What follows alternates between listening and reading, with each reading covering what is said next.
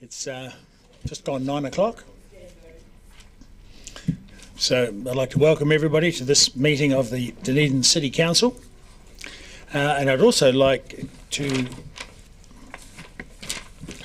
welcome Ms. Jackie Harrison, who's a new governance manager. So first day on the job and first day in the council meeting. Yes, wonderful. It's wonderful to have you here.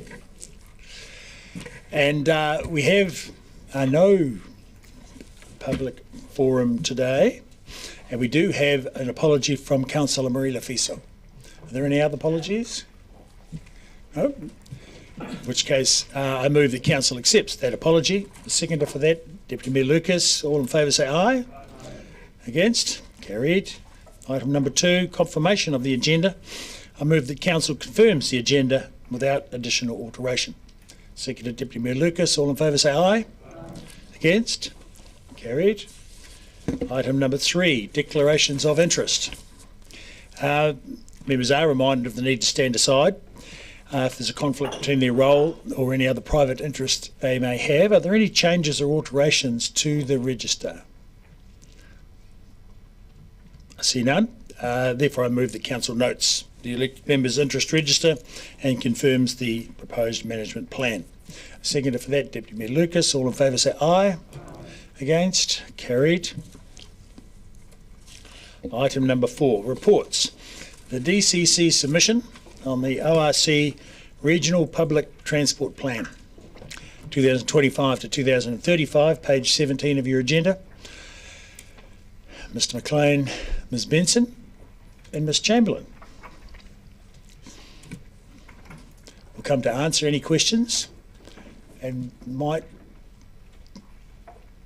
or may not have any opening comments. Thanks, Mr Mayor. Happy to take questions. Questions. We have a question from Councillor Wiley. Thank you, Mr Mayor. I had sent an email through last week to Mr McLean and Ms Benson around school bus service, and I noted there was nothing in the letter that we're proposing to send or in the submission around advocating for school bus services and the process around that. So the reason that there isn't any comment from us around that in the document is that they have signalled as part of their future contracted services to implement a school-specific service to be contracted as a group of units or a group of routes to be operated together moving forward. In general terms, ORC don't run targeted services for schools because it contradicts services that are run by the Ministry of Education, which have their own set of criteria. Instead, what they do is focus on working with schools and with the community on teaching students how to use the existing urban network. Where possible, that's always the preference, and they will only look to introduce targeted services where there isn't an existing urban network or the Ministry of Education service does not meet the requirements. Okay, then is it better, can we have something included to say, better talk about timing that connects with schools and services? It was good to see the point about the Edgar Centre because that's a real key one in that sense. But I think, again, being on the Peninsula Community Board, the bus service is a key issue for them and many other community boards. And I think any commentary around that, I just think would be positive for the to enhance students using the bus to go to school. Absolutely happy to add something to the submission around reviewing the times with the school services that are in operation to make sure that they function as well as possible on the network. Thank you. Councillor Houlihan. Thank you, Mr Mayor. We talked the other day about the airport bus. I wonder if there's something we could put in around that, if that's a possibility, just to look at it. Through their future planning for the units, as with the school services, they have signalled a desire to introduce a new unit, which is Unit 7, which includes those further out distances, so Dunedin to Oamaru, Dunedin to Balclutha via the airport, potentially an on-demand service in Oamaru and servicing the school area between Western and Northern Oamaru. That at this stage does not have an indicative timeline because of the funding constraints and the funding environment. So currently they only have funding and capacity to deliver services from Dunedin to Palmerston, so anything else would need to be looked at through contractual agreements moving forward. Sorry, I'm talking about an airport bus, so a bus that would go from the airport, pick up people and bring them back to the airport to catch a plane. Yep. So at the moment, they don't have any intention of launching an airport-specific service outside of the variation Dunedin to Balclutha via the airport. There is an intercity service that operates, and there is a shuttle service that is available. At this stage, they aren't looking to introduce anything else due to the complexities and the cost involved with that. They wouldn't have co-funding to deliver that service at this stage. So it's not as part of the current plan, but if that's something that would like reviewed, then I guess it's something we can add. Okay. Thank you. Councillor Gary? Thank you, Mr Mayor. Just going back to Councillor Wiley's point, I've been around long enough that I've seen from when there were targeted school bus services to when they were removed, and we, students were encouraged to catch the normal buses and the frequency was increased, and then a little bit of adjustment of timing. And I remember the gallery filled with parents, particularly from the peninsula, around the issues with that. We've got overcrowding on those buses, as I understand, so there's a whole range of issues, and so that issue's been around for a very long time, and there's been various attempts to address it. I guess the point I want to make is that we give the message that it's still not right, and it needs to be. It's a core service to get students to school, as a core service, I believe, for the city. So I think we really need to make that point very strongly from all of the outlying communities. It's something that I think we can expect as community, and I think council needs to advocate for that strongly. So I would support a really strong point in there around that. So can you make a strong point as part of the submission? Yes, absolutely. So we can put in there notes about supporting and enhancing the existing services, make sure that the connection and transfer points have a heavy focus, and that the capacity is reviewed to ensure that it's fit for purpose as part of that. Wonderful, and so the whole range of factors. Great, thank you. good. Councillor Barker, followed by Councillors Lucas and Gilbert. Thank you, Mr Mayor. I'm just looking at page 18, paragraph 7, where it just talks about the new RPTP given effect through the ORC long-term and annual plans, but at the time of adoption it does not commit to or provide funding. So I'm just wondering how the timeline works with this. Like, they go out to consultation, maybe they make some decisions, but they're probably going through the annual plan process at the moment. So how does that line up with the promises perhaps that they're getting from, or requests that they're getting from the community, and how do they fund them? So this is setting the long term, so nothing in this will probably take effect until their next 10-year plan, the promises they're making to the community. So it's just the way that cycle works, that they review the RPTP after the Regional Land Transport Plan comes into force, and then it takes time to do that process, so then they'll be seeking the funding through the next 3-year cycle. So anybody that's submitting to it has a long time to wait to possibly see their dreams come true? Some minor changes that don't require new funding could be done, or relatively small changes to funding, but anything that's a new service that requires significant funding will take time, yes. Thank you. Deputy Mayor Lucas. Thank you. I've got a couple of questions. One is in terms of the proposal to increase fares, and if I talk specifically about Mosgiel, and obviously our wish that we get more commuters from Mosgiel in line with our proposed park and ride. So if the fares are increased, I guess there's a sweet spot that, demand may drop. I mean, are we satisfied that with their changing their fare proposal won't affect the demand coming out of, specifically I'm using Mosgiel as the example, if you understand where I'm coming from. When we've had conversations with other councils, the advice that has been that minor changes like the 50%, the 50 cents that's proposed by ORC doesn't have a material impact. There are two questions as part of their RPTP that they are asking for feedback on. One is that base fare change from $2 to $2.50 for the adult fare, and the other is the potential to look at a zonal model which would charge different fares based on the distance out. That at this stage ORC haven't proposed a dollar figure on because it is waiting for a fare review, but we wouldn't suspect that the $2.50 change that is currently proposed would have a material impact on that. So just a follow-up question on their fare review, would there be an opportunity to submit on that? Because that, if they suddenly bring the zone back in, that's where, I mean, some of our outlying communities, whether it be the Peninsula, Waitati, Waikawiti and Mosgiel, are some of the ones that could be impacted on that. So would we have an opportunity to submit on that? So that's part of what this process is. Normally they wouldn't consult on things like fares and zone structures as part of their regional public transport plan process, but due to the changes from central government and the requirement to increase private share intake, they're using this as an opportunity to seek feedback from the public now. So this would be an opportunity for council to submit our views as part of this submission process. There will be ongoing opportunities as we work with ORC on a regular basis through the Public and Active Transport Working Group to continue discussions around this, but this is the best opportunity for DCC to provide feedback. So do we want to say something about the proposed zonal fee? I'm just floating that. I'll be interested to hear what my colleagues say.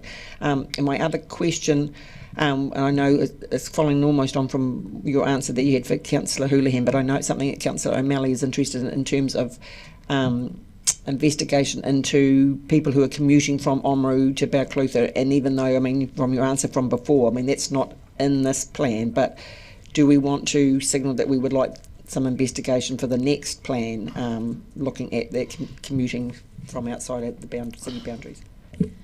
We can put that in there. It is, however, worth noting that as part of the document, they do mention the exempt services which are also integral to the network, which includes the Intercity, which is already quite a popular service, and the introduction of a service run by ORC to deliver this same route may also impact the commercial viability of these operators. So that is something that they are cognizant of as part of this process, but if that's something that DCC would like to include as an option for investigation before the next RPTP, that's welcome.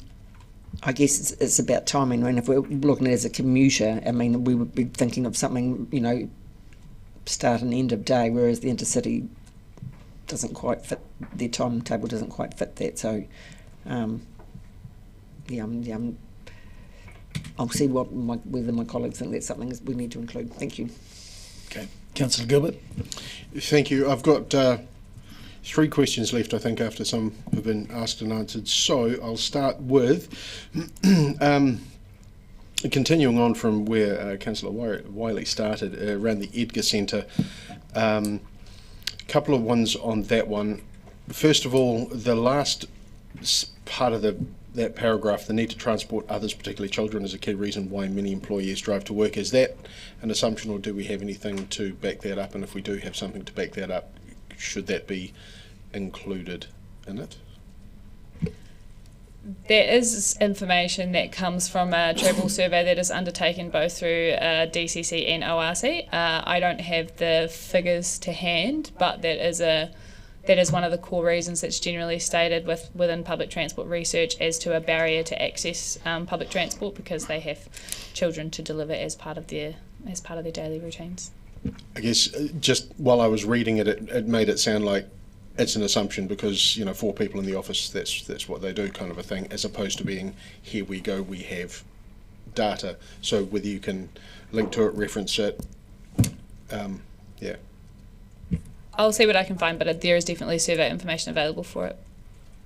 So the first part of point number 6 around the Edgar Centre, again, I don't know how it could be included in here, but given the depot is now quite literally spitting distance from the Edgar Centre, it seems a shame not to have included some. It's literally a bus park, bus wash, and a fuel storage facility at this stage. I know I've been watching it being developed. whether there's something in here that could be utilising it as a hub depot something. Because there is space right on the Otaki Street fence that could easily be used as a pick-up, drop-off, etc. for the Edgar Centre. Whether that, I don't know if you can include it, and if so, how it would be worded. I'll let you cogitate. Happy to include a comment around where there are facilities available that we could review opportunities to implement new stops. The management of bus stop and parking regulation is managed through DCC in collaboration with ORC, so that in itself is okay. The modifications of the routes themselves to detour to service that area is where it gets slightly more complicated, and we probably have less of a sway with ORC and how that's managed, because changing the routes themselves has a financial implication. So within the document they do talk about reviewing routes as part of the procurement process, and as part of our submission we've talked about that network review to allow for that better servicing, perhaps also outside of their procurement processes. So I do take your point. We'll see if there's a way that we can include something specific around their new depot and opportunities to utilise that. And my last one is on around point 8, the commentary around reviewing the bus hub to identify potential constraints with location or capacity. And then, as part of reviewing the bus hub, the DCC recommends consideration of how timetable modifications may impact operations. Can you speak to what the thinking is behind that point, and is it a subtle commentary on about potentially clearing the student backlog a little bit faster to alleviate any potential situations that may arise? The comment around the bus hub relates purely to infrastructure. It's not super common for bus hubs to be directly in the CBD as ours is, and currently the way the buses are timetabled, so with the comment around timetabling with the bus hub, there are a couple of different ways that you can schedule services for layovers, which is buses can all come in at once and people can change immediately, or they can come in as a staggered approach and wait to change. If there are changes to the frequencies of buses, this will need to be reviewed regardless. So that's just a comment as to reviewing whether or not the timetable needs a major adjustment as part of any frequency changes to accommodate the existing bus hub, or whether there are changes that would be required, or perhaps a new location required that is better suited for the bus hub. A couple of questions. Point 10. Additional actions be included for collaboration with the DCC. Did you have some in mind? You know, that's what we've said as a general term in the submission. Do we have any in mind? Sorry, which point was that? Point 10 of our submission. As part of promoting public transport, DCC recommends additional actions be included around collaborations with the DCC. In general terms, this is just working closely with our transport strategy team to deliver on TDM, on workplace and school travel planning and promotion, and working closely with our teams on that aspect. Helen, I don't know if you had any more. So our Safe and Sustainable Travel team run a number of programs and work with businesses and schools. So it's actually making sure that when we're doing that, we're working together with ORC. There have been occasions in the past where it hasn't been as well, the collaboration hasn't worked as well as we would like. So yeah, things like having bus tickets ready to give to students at O Week, working with schools around our buses picking up and dropping off at the right times because we have those connections into the schools. So yeah. Great. Now, one of the things that was mooted some time ago was a loop bus to go around the inner city, and I was given to understand that ORC were going to produce a business case for that, but I haven't seen it yet. Do you know anything about that? So DCC did some work on a business case that I don't think ever made it to council, but the business case was quite hard to stack up on the benefits. And there's also a regulatory issue that unless ORC significantly changes all the existing routes, it would be competing with the current public transport services, which is a problem under the Land Transport Management Act. So it was quite hard to make it stack up on the economic benefits, and we had a regulatory problem that DCC couldn't contract it independently of ORC, and it would compete with existing ORC routes. Right. So one of the things that ORC, well, the government's interested in, is increasing the private share contribution. So people paying a bit more to use the buses. So might we write something in our submission that we ask that they re-look at the loop bus with a view to increasing private share contributions to the running of that service? Specifically the running of the loop service? Yes. Well, that might change the value proposition of it. Are you suggesting we would seek a commercial sponsor for a loop bus?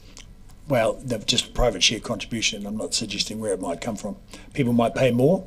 There might be a sponsor. There could be a range of sponsors. One particular business in town has sponsored a loop facility in the past. That's not to say others may not in the future. And it may be a seasonal service at that. I think the issue we would still need to work is the regulatory framework says that all services that are integral to the network need to be contracted, and that they exist as a marketable whole, so that if there is another bus with a different price point that's competing with the existing public transport network, that would not, it doesn't fit with the regulatory framework that we have currently. It would. Yes. So you're saying that we couldn't frame up a question to ask them about that at all because of the regulatory framework? Is that what you're saying? We could potentially put something in the submission, but the answer is likely to be that it does not fit within the regulatory framework. Yes. Well, it'd be good to have that back formally, or some answer to the question, because there was talk about a business case coming from ORC. I haven't seen anything like that. You've said that we've done something, but still no answer back. So it'd be good to have an official answer back. Thank you. A couple more questions, Councillor Benson-Pope. Just on that issue, was it not the case that the original proposal from the council, from the DCC, about such a service was that it would be funded by the DCC, not charged? The original proposal was that it would be a free loop bus for people.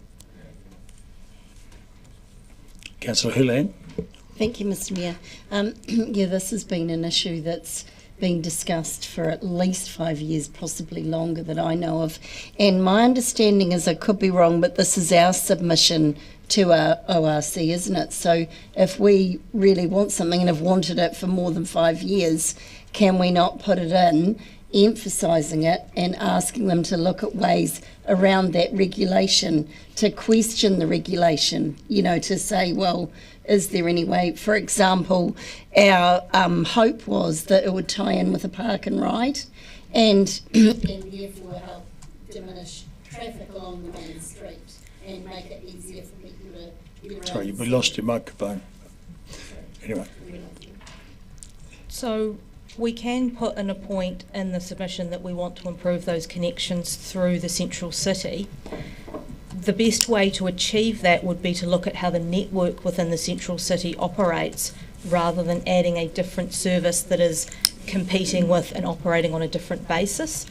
So perhaps the point to include the submission is to make note that in reviewing that network, we want to better serve those locations within the central city, so that people are better able to get from, whether it's the railway station to the university or wherever it is, rather than adding an additional bus, because the regulatory framework is set by central government, and that if you start trying to find workarounds, it can get very messy very quickly.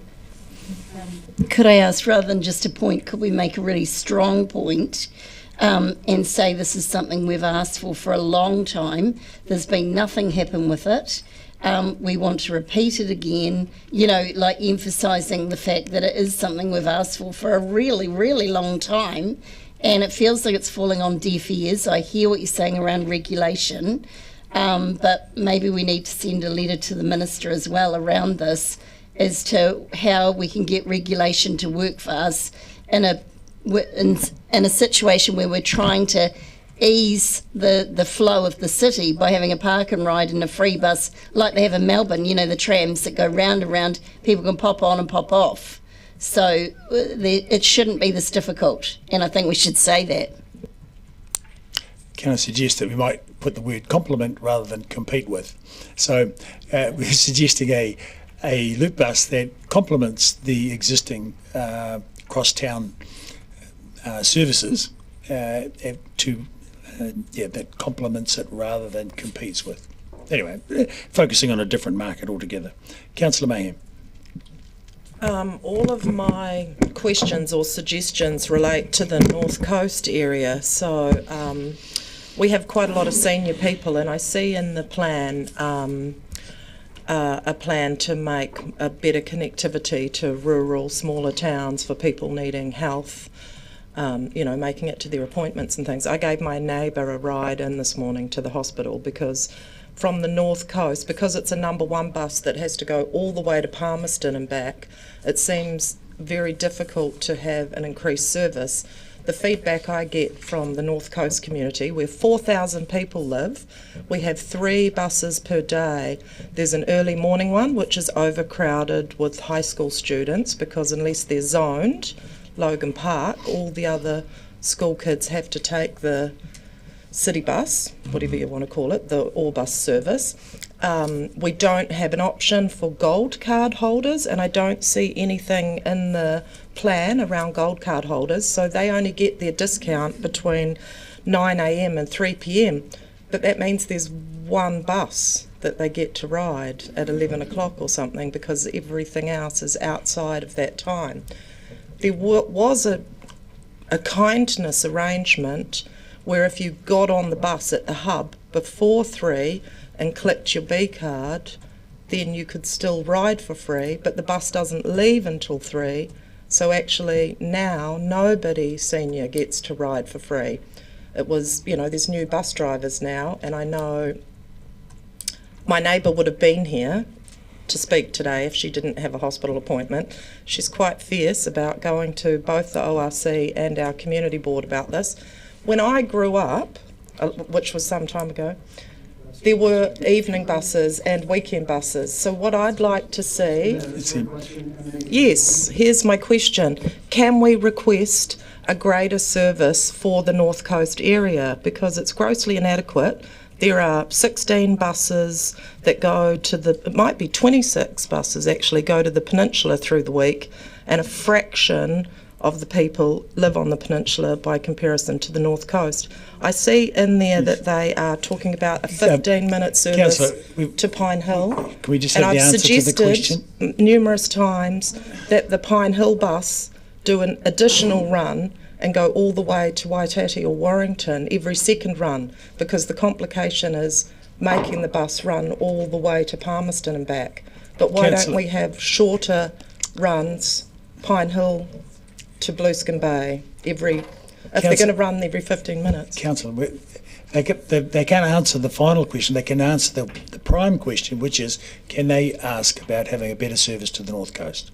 Yes, we can. Yes, there we go. There's your answer. Thank you. I will add as well that the community board is welcome to make their own submission to the ORC, so submissions are open until the 2nd of May, and we would encourage that if they have specifics to address as part of that process.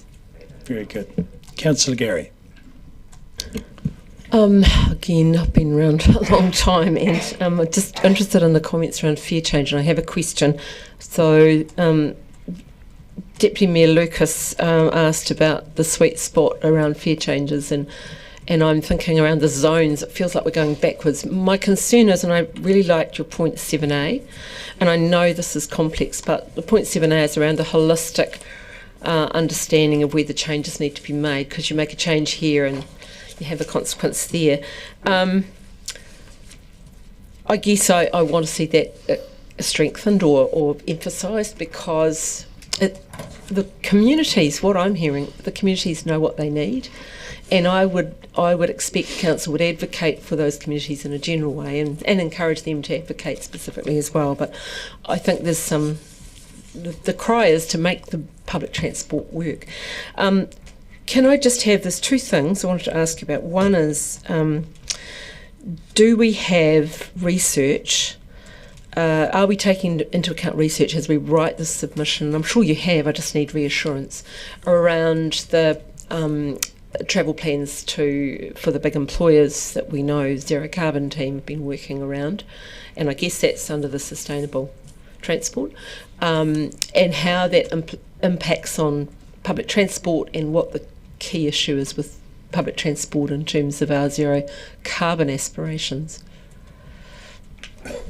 So there are references within the regional public transport plan to methods that you're referencing, such as the fair share scheme and their own emissions targets and emissions goals. So that is referenced throughout the document. Yeah.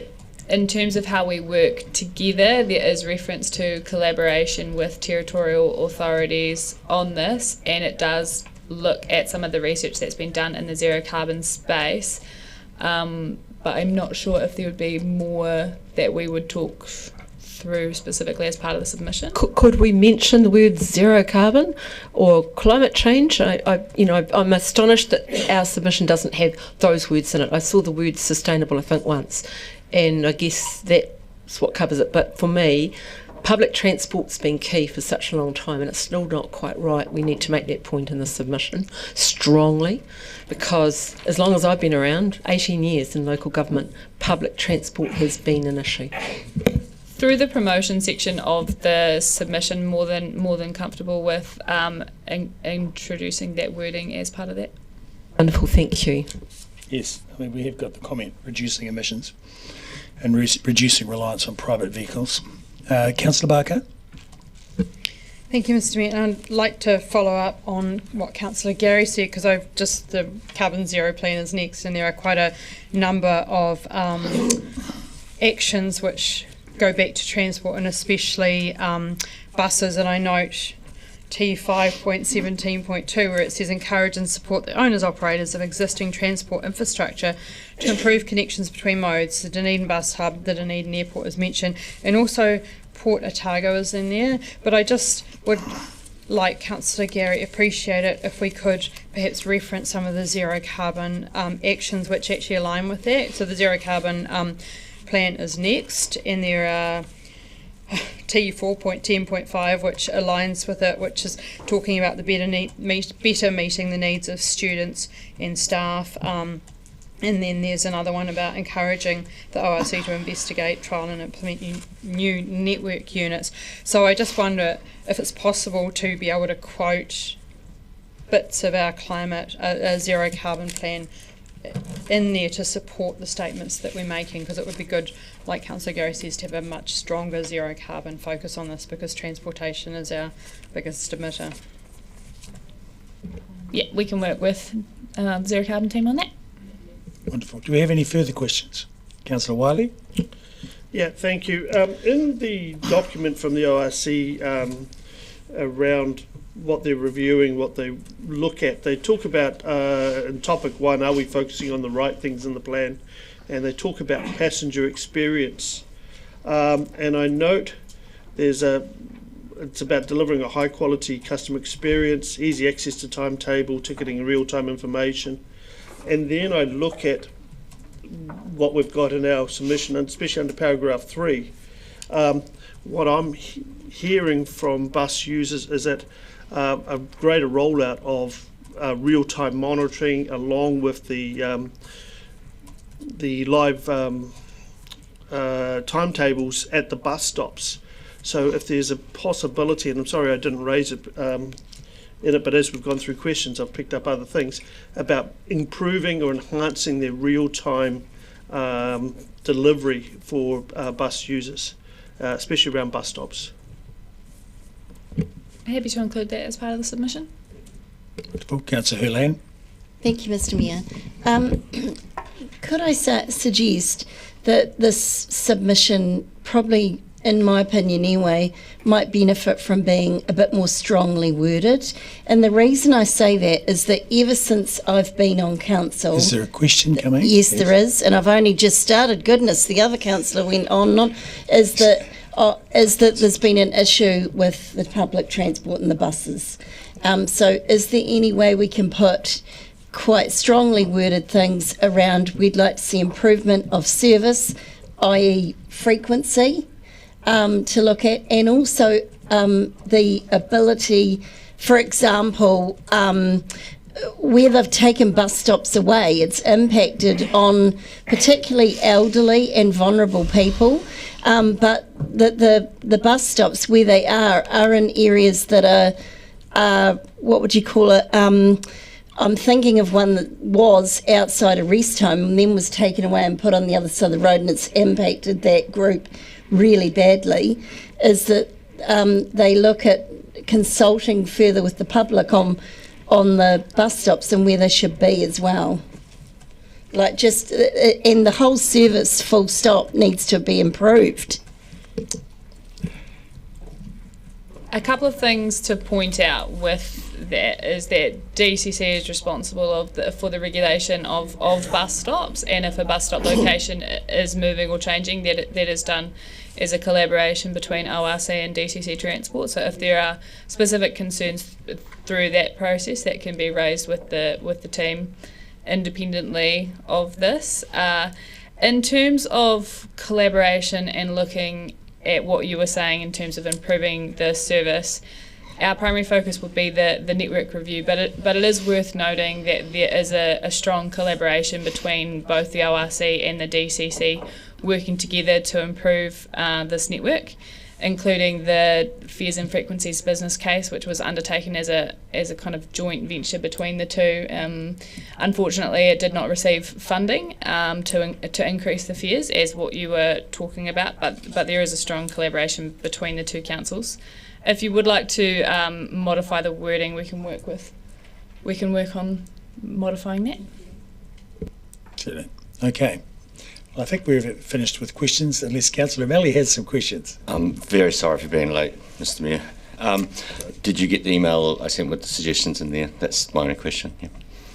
Well, to that point, with the fare rises to longer distance journeys, what's the proposed increase in changes? At this stage, with the change in fares, they've only proposed the change to the base fare from $2 to $2.50. They haven't proposed specific fare levels for if they were to introduce a zonal structure, so that would be done as part of the overall fare review, as part of the infrastructure, or as part of the network actions. Would be the runs like way out to Palmerston, and what about the Mosgiel run? The Mosgiel area would be in the second zone, so what they are proposing is a 3-zone model of Central, I think, which goes out as far as Green Island and Ravensbourne, and then the secondary zone which goes out to Mosgiel, Port Chalmers, and the third zone which goes out to Palmerston and I believe Harrington Point. And they have volume numbers for each of those zones, right? My question would be, we tried to go to a partnership to keep the fares down as low as possible, with the main objective, I guess from my perspective, was the large commuter usage from the Mosgiel area and Green Island area. Will there be a play-off between cost recovery and meeting the objectives of conversion to public transport, especially in those areas? Yes, it is likely that there will be a trade-off. I think with the pressure from central government coming in to increase private share, there will be some level of change required, whether it's a change for the entire network as a base level with the $2 to $2.50, or the zonal model is yet to be determined, and something that ORC will have to make the trade-off on. Unfortunately, it's not a simple answer, but it is something that we can work with ORC on through the process. That's great, thanks. Thank you. Councillor Houlihan. Thank you, Mr. Mayor. Last term we were so dissatisfied with the service of the buses, we put a motion to actually take them over. Do you think things, I don't know if you can comment on that, but do you, in the submission and in the research you've done around this paper, would you say things have improved since then? Our partnership with ORC is going very well at a staff level. We work together on a regular basis to make improvements to the network. There's changes coming up which are part of a 2 to 3 year process which have been working through together. In terms of overall service performance, ORC has had records in both Dunedin and Queenstown for their highest ever patronage, and it is steadily increasing. It is against the trend for the rest of the country. Their private share take is also the highest of all of the smaller size councils. So in general terms, the service is performing very well, and I would perhaps encourage, if there's time, to look through the ORC Public and Active Transport Committee papers, because it gives a good reflection on how the service is performing as a whole. I don't know if Scott has any other comments on. Great. Okay. So at that, I think we've done with questions, in which case I'll put the motion that we approve with a range of amendments as we've discussed the DCC admission for the draft ORC Public Transport Plan, the RPTP 25 to 35, and authorise Chief Executive to make any minor editorial changes, and myself or a delegate to speak to the submission. And having said that, I'd just like to echo the final comments we've heard from our question answerers, which is to say that the ORC has made great gains in recent years. They have really worked hard on aligning the timetables and to need, and patronage on the buses has increased. A lot of people still perceive that patronage is low, but there's certain buses that are very full, as we say, overcrowded, as we've heard, overcrowded. So there's always room for improvement, but I think that's probably always the case with public transport. The key things for public transport are convenience and reliability.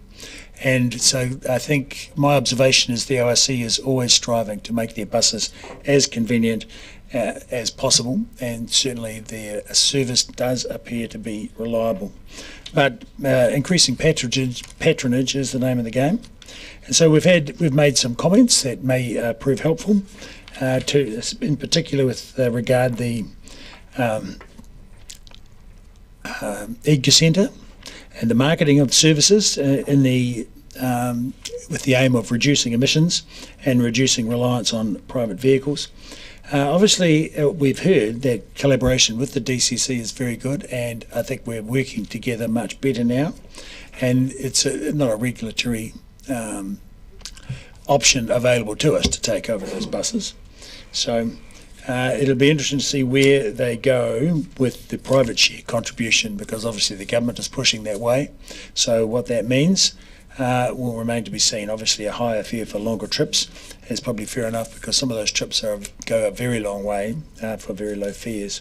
But retaining free fares for children 5 to 12 and a concession discount for youth is also very helpful. And it'd be a wonderful thing for visitors to the city to have a loop bus that was complementary to the service. Would anyone, Deputy Mayor Lucas? Mr Mayor, can I ask a procedural question, please? Yes, someone seconded the motion. Yeah, Councillor Lucas. That's Deputy fine. Mayor Lucas. No, I just want to find out what we're talking about here, because you've got the approves with amendments. What are the amendments, and at what point do they get discussed and approved by council? Because I've heard a whole lot of crazy amendments throughout these questions/discussion, and I don't know what we're actually talking about as to what's up there, because the word amendments with no supporting wording means absolutely nothing. Yes, well, I think it's a valid point, and we have had some, I suppose some significant things, and no amendments have been proposed. So minor editorial changes. We have Councillor O'Malley that has put some up. We're going to need to have an adjournment now to pull the amendments together. What do we need to do? We don't, Mr Mayor Scott, Mr McLean, when is the submission due? Well, then we just bring it back, make the changes, bring it back on the 30th. Yeah, we can bring it back on the 30th, yep. Given the feedback we've heard, we will recast the submission and bring it back, hopefully for a very quick item on the 30th. just to formally recognise that. So should we just move that we lay it on the table? No, nothing? No, just approves that I'll make editorial changes as required and provide it for council on the 30th. So. Okay, so that means we've approved the submission. And what about the amendments? So just note that. Well, we could note that notes the revised draft submission submission will come back.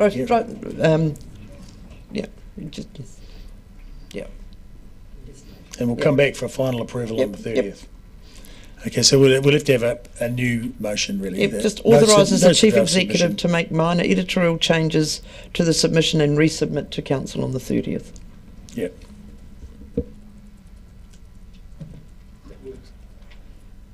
Thank you, Councillor. I think that's... Councillors, what we will do, if I might, Mr Mayor, is we will circulate that in advance of the agenda paper going out, so that if councillors have further feedback, if they could prioritise sending that to us so we don't, in the efforts to be efficient at the next meeting. Yes, we don't spend a whole lot of time. We'll just get it tidied up. Okay, so...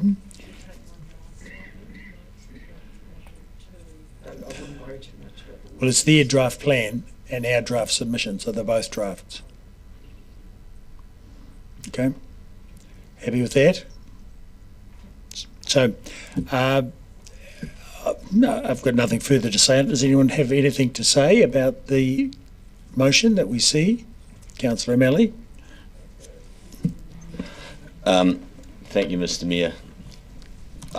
Like a lot of submissions, this obviously I come late and I've missed the fact that when it comes to the council, this is not the greatest place to write submissions. But it's obviously a thing that we're interested in, and the RPTP has a particular impact on us because of the fact that public transport sits there, and that needs to coincide or interact with our integrated public transport system. I would like to comment first and thank the ORC staff for what they've done. The relationship between the DCC and the ORC is at its best that it's ever been in the 9 years that I've been on this council, and there is a real effort to communicate clearly between the two councils over integrating this planning with our public transport planning. The points I made around about the fares is that when we got the fares down, that's when ridership really went up, and our biggest impact on some of the areas that we wanted to have an impact on, especially around the Mosgiel Green Island area and conversion over to public transport, was actually most successful. So my message would be back, and well, I guess I get to say it twice, is that be very careful when you do those fare adjustments that you don't meet the government's objectives for bringing back private payments, and in the end undermine the whole objective of what we're doing here for in the first place. Because if you get ridership down, if it goes down again and you haven't saved much, then you're actually becoming quite inefficient again when you do that. Other than that, I believe it's a very good plan. And the last point I did want to make out is at the Regional Transport Committee there has been some movement about how do we connect outlying communities to Dunedin. And that was mentioned slightly in there in terms of hospitals, but that's not the only reason that people are actually needing public transport now from those outlying communities. Thank you. Thank you, Councillor Gary. Thank you, Mr Mayor. First of all, I want to acknowledge staff as I appreciate this is a complex issue and your expertise in these matters is very evident. So thank you for the submission and the advice given through the question time. I've been around, as I've said, long enough to see various swings and roundabouts with public transport, and it's always been an issue for council that it be the very best it can, and certainly there have been improvements made, and it's important to give credit where it's due. Everything from reviewing the various routes, the real-time indications at various bus stops, the improvements to bus stops, the bus hub's been built, and the fares, the ridership went up with the free bus and the low fares then, and of course the B cards. So heaps of improvements over a period of time. But the one key thing that Mr Mayor, you left out was, you said reliability, and there was one other, is affordability. And there is always going to be a sweet spot for that. where it disincentivises people to use public transport, and we know it's absolutely pivotal to our zero carbon goals. So that is very important to us, whether it be school students getting to school, and an extra $2.50 a week mounts up for families if they have several children. That's an extra amount of money that won't seem affordable for many families. Or for seniors coming from outlying areas to their medical appointments, and no matter where they live, families should be able to, and people should be able to catch public transport in a convenient way, and we should all use our local knowledge, not pitch communities one against the other, but use our local knowledge to feed in to improve the overall service. So I applaud the really good relationship between ORC and DCC staff at an operational level. It's, as I said, a complex matter, but there needs to be more progress on it as we go forward, and we should keep at the centre of that our zero carbon goals and addressing the needs in the community. This is pivotal for everyone in our community. It always has been and will continue to be. Councillor Walker. Yeah, thank you. I repeat most of what's just been said, but thank you to staff for this. There's nothing like a PT paper to get people suddenly designing things and coming up with ideas, that, particularly in the context of the fact, and I look around the table, and no disrespect of none of you have bumped to ever on a public transport situation. I don't think anyone around here uses the buses regularly, apart from probably you, Kevin.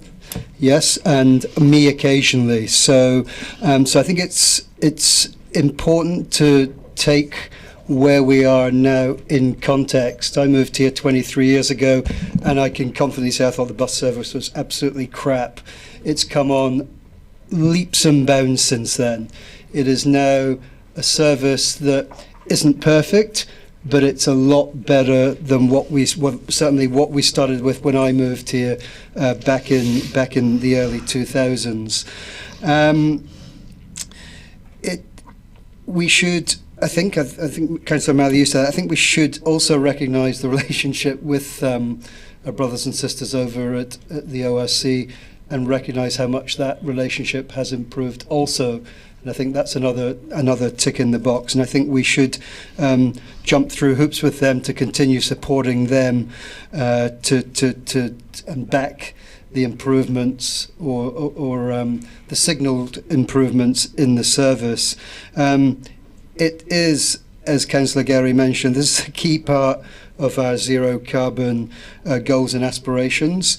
And also we shouldn't, again has been mentioned, not forget the price point factor, because price point is always a factor in everything we do, whether it's buying a cup of coffee, buying a pint of beer, or getting on a bus.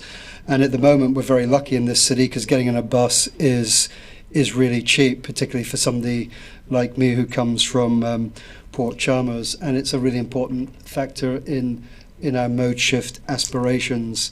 And I've got views around that we could do much better, and particularly us around this table could be examples of that. I would caution slightly against the suggestion of higher prices for those living further out, and I can only speak for the area I know, which is the northern coast, Port Chalmers and further up. And let's not forget that those areas disproportionately contain a larger number of low-income earners.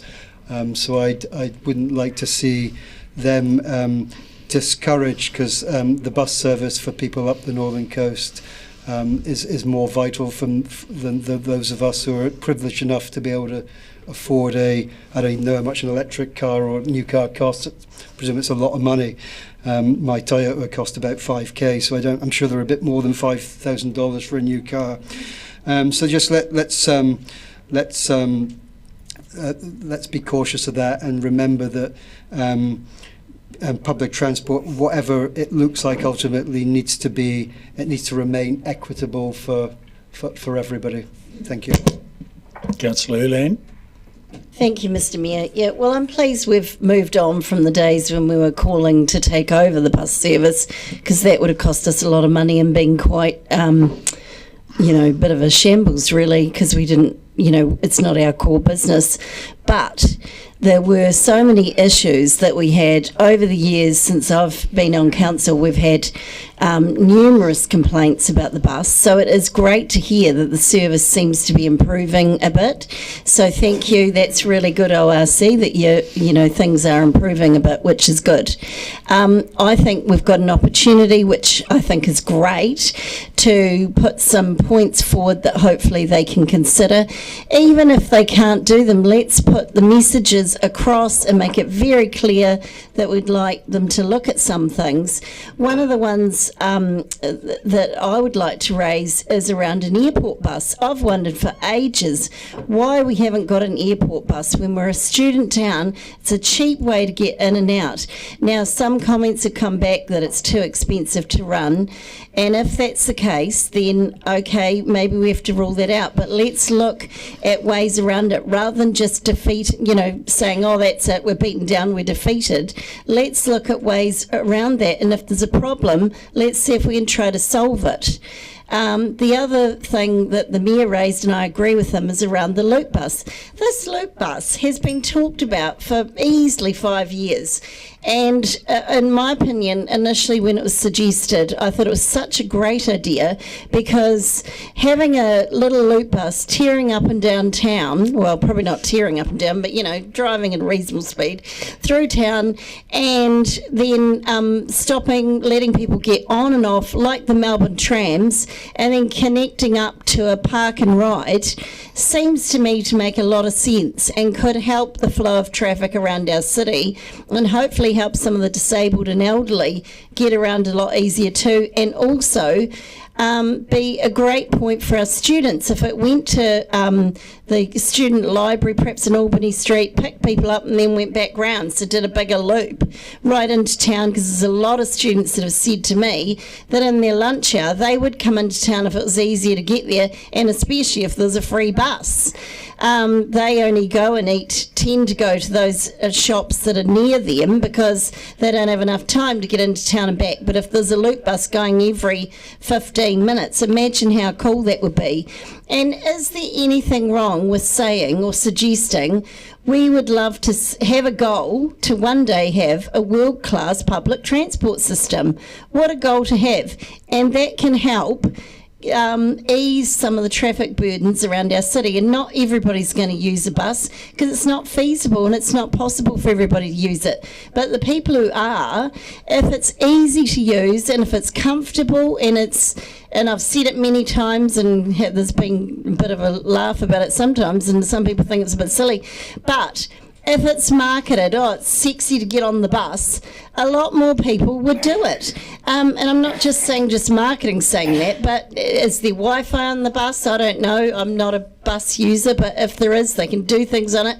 Is there, if it's easy to do and easy to use it, then a lot of people will. It sounds like more people are, so that's great. So maybe it's becoming a lot better. But I personally, and I know this is mentioned in the submission, haven't seen a lot of marketing around using the buses, and I'd really like to emphasise that. I think we need stronger marketing around how cool it is to use the bus. Thanks. Councillor Wiley. I think, speaking to the last councillor's speech, I think the ORC just got in hot water about marketing around the bus usage. So I'm not sure if the councillor missed that story, but it was just one of those unfortunate issues with the community and how that took place. But to get back to this submission, when we look at it as a submission, I think there is a lot of good ideas around this table, and the councillors have the ability to make their own submission in support of this submission as well. And I look and I note in Otago Peninsula Community Board agenda on the 3rd of April, outgoing was a letter to the ORC Chair and CEO representation of petition for increased bus services for school hours was in our papers, and it was also, we looked at, the part of our agenda was the submitting on the on this same submission. So I think the key is that actually everybody has the ability to submit on this and actually put their voices across. Obviously ODT will write about this tomorrow, because I can see Mr. Miller taking lots of notes, and again that lifts the bar and lifts the awareness for the community to make their own submission. I think there's a lot of good things happening in the bus service dramatically in the last 3 or 4 years, and I want to put a bouquet out to the ORC for that. Can it be improved? Definitely. Are there limitations of what they can do, and are they restricted around what they can do? Unfortunately they are. So I think the key is, let's throw them a bouquet, let's support what they're trying to achieve, and I think this goes a long way. And a good point by Councillor Ackland in actually highlighting all the amendments and changes that were potentially going to take place, and I think it's great that we are able to see this again on the 30th of April. Thank you. Councillor Vandervis.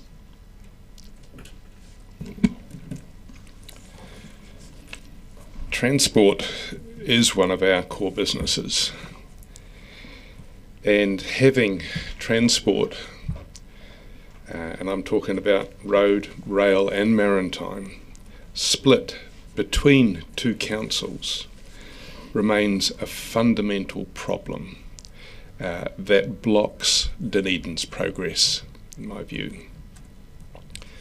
This is one example where the ORC runs the buses and we run the bus shelters, and this split and us trying to get them to do something and them wanting to do something else has been ongoing for far too many years, and it's going to continue to go on as long as we do not have a unitary council.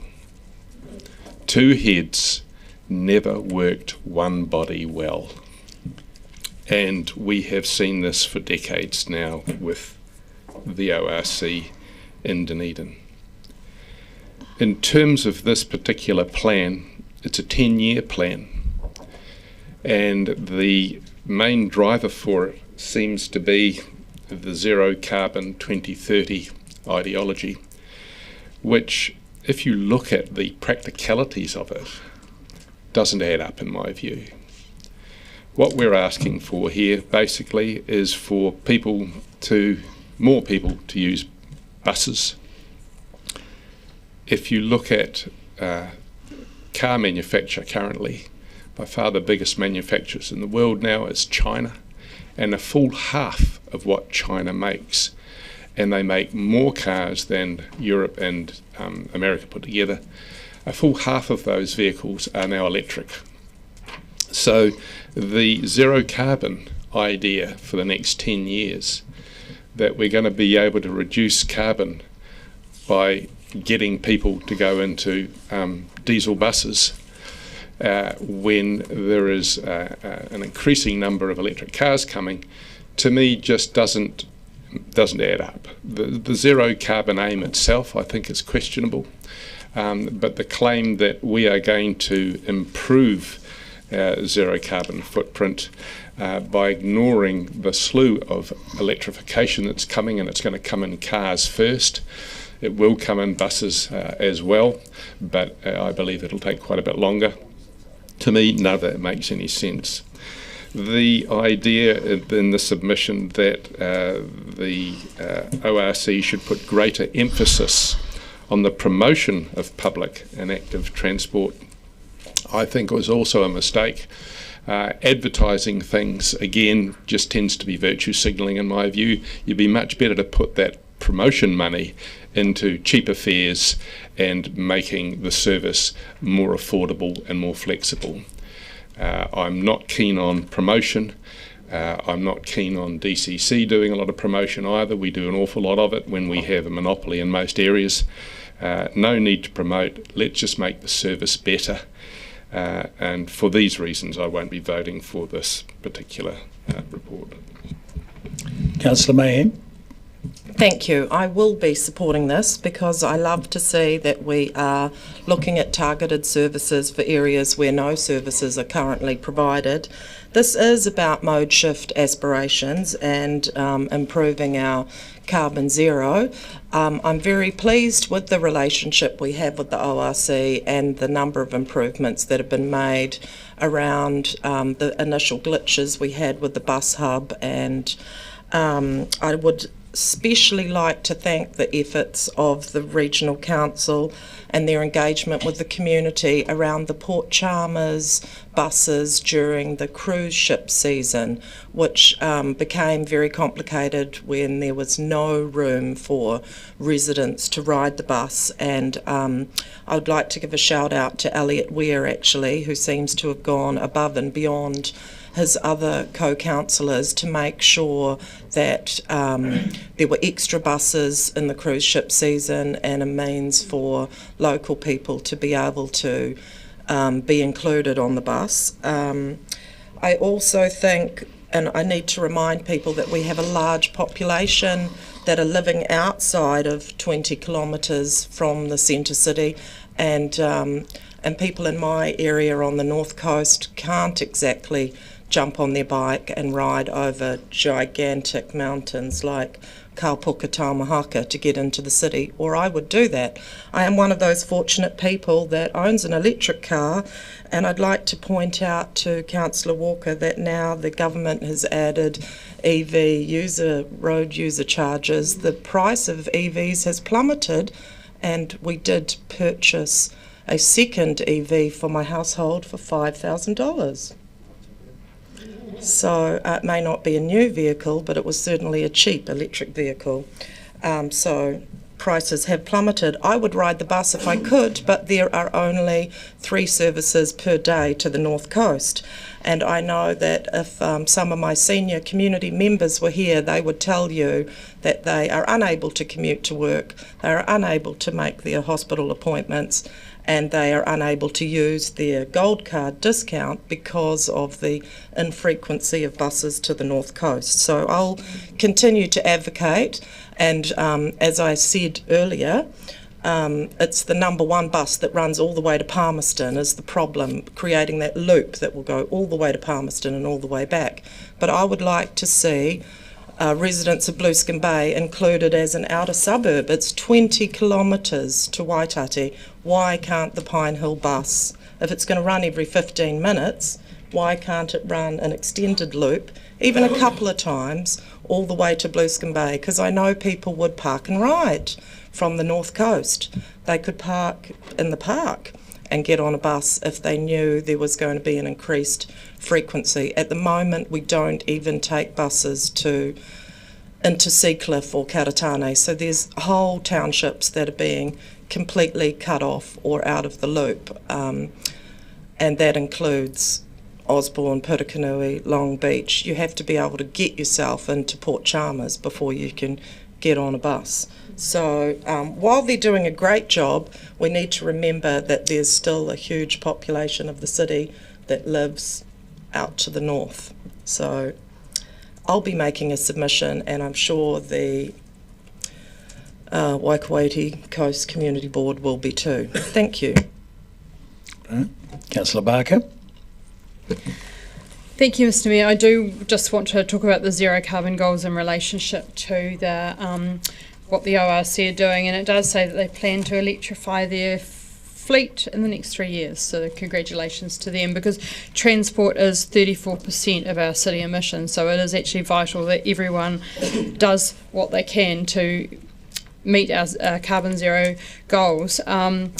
I also agree with the free fares for children, because if we're talking about building habits for a lifetime, I think it's really important to get children on buses so that they will see it as a safe, easy and fun way to travel for the future. And I also agree that we need to enhance the promotion, and I think that as council we can play a part in that as well, because we do need to make sure that people see buses not as a barrier, but as a great way to travel, and also a zero carbon friendly way to travel. When we look at some of the work or some of the actions in the zero carbon plan, there are a lot about trying to do mode shift, which is about trying to get people travelling to work buy buses, and when we all look around the table, I guess we could all ask ourselves those questions: are we using buses to come to work? And I'll leave people to reflect on that. But I did just want to say that I did want to see some of that zero carbon actions feeding back to the ORC, because not only is it a chance to submit, it's also a chance to educate and remind the ORC that we have some very firm goals. Thank you. Are there any further speakers? I see none, and I think everything's been said, so I'll put the motion. All those in favour say aye. Against? No, recorded please. Carried. Thank you. Item number 5.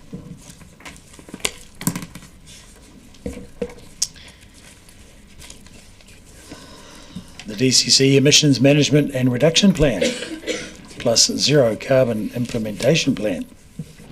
Reporting from Q2 and 3. Mr. McLean and Ms. McTavish, do we have some opening comments? Just a couple. So we have the microphone. Sorry.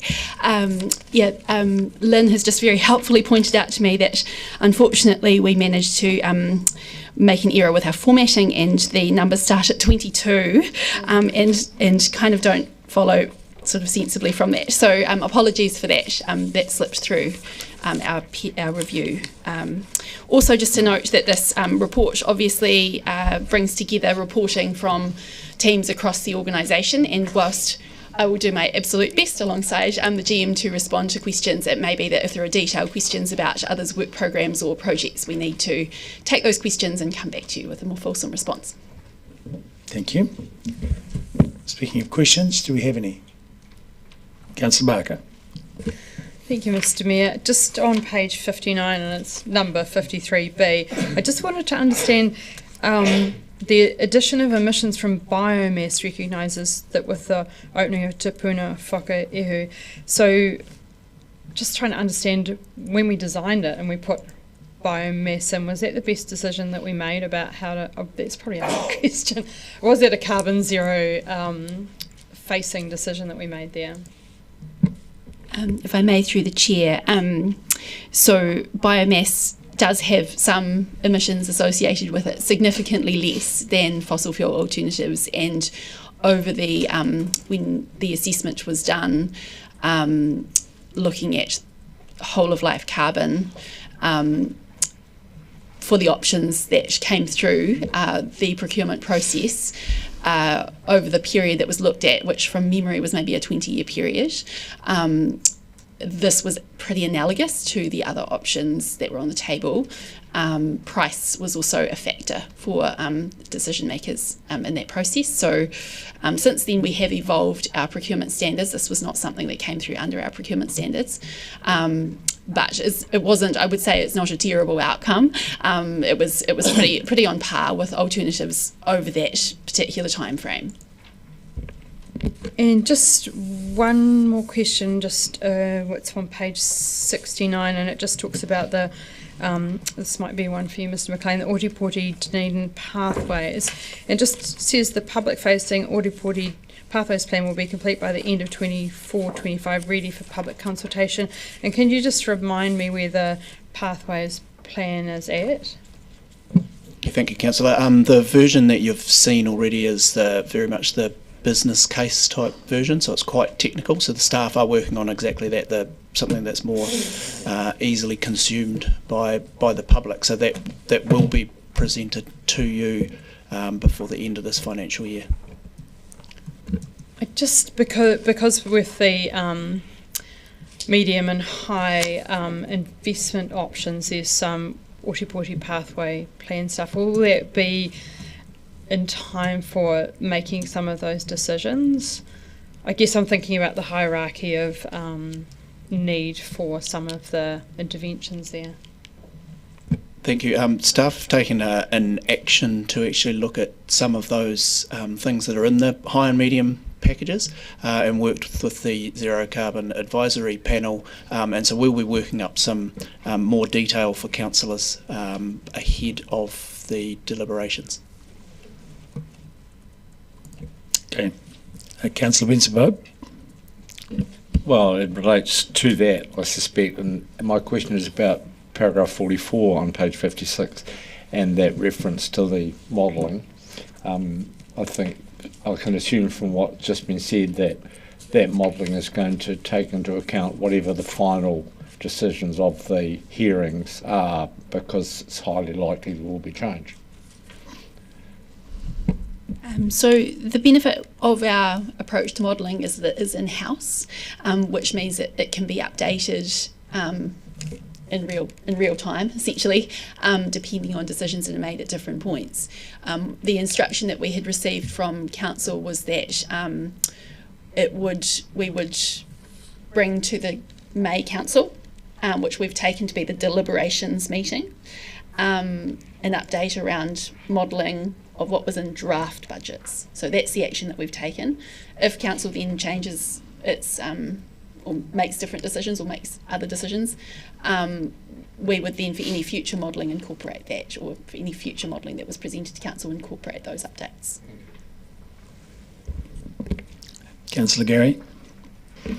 Just circling back to Mr McLean's comment around working up various projects or pieces in the high and medium investment scenarios.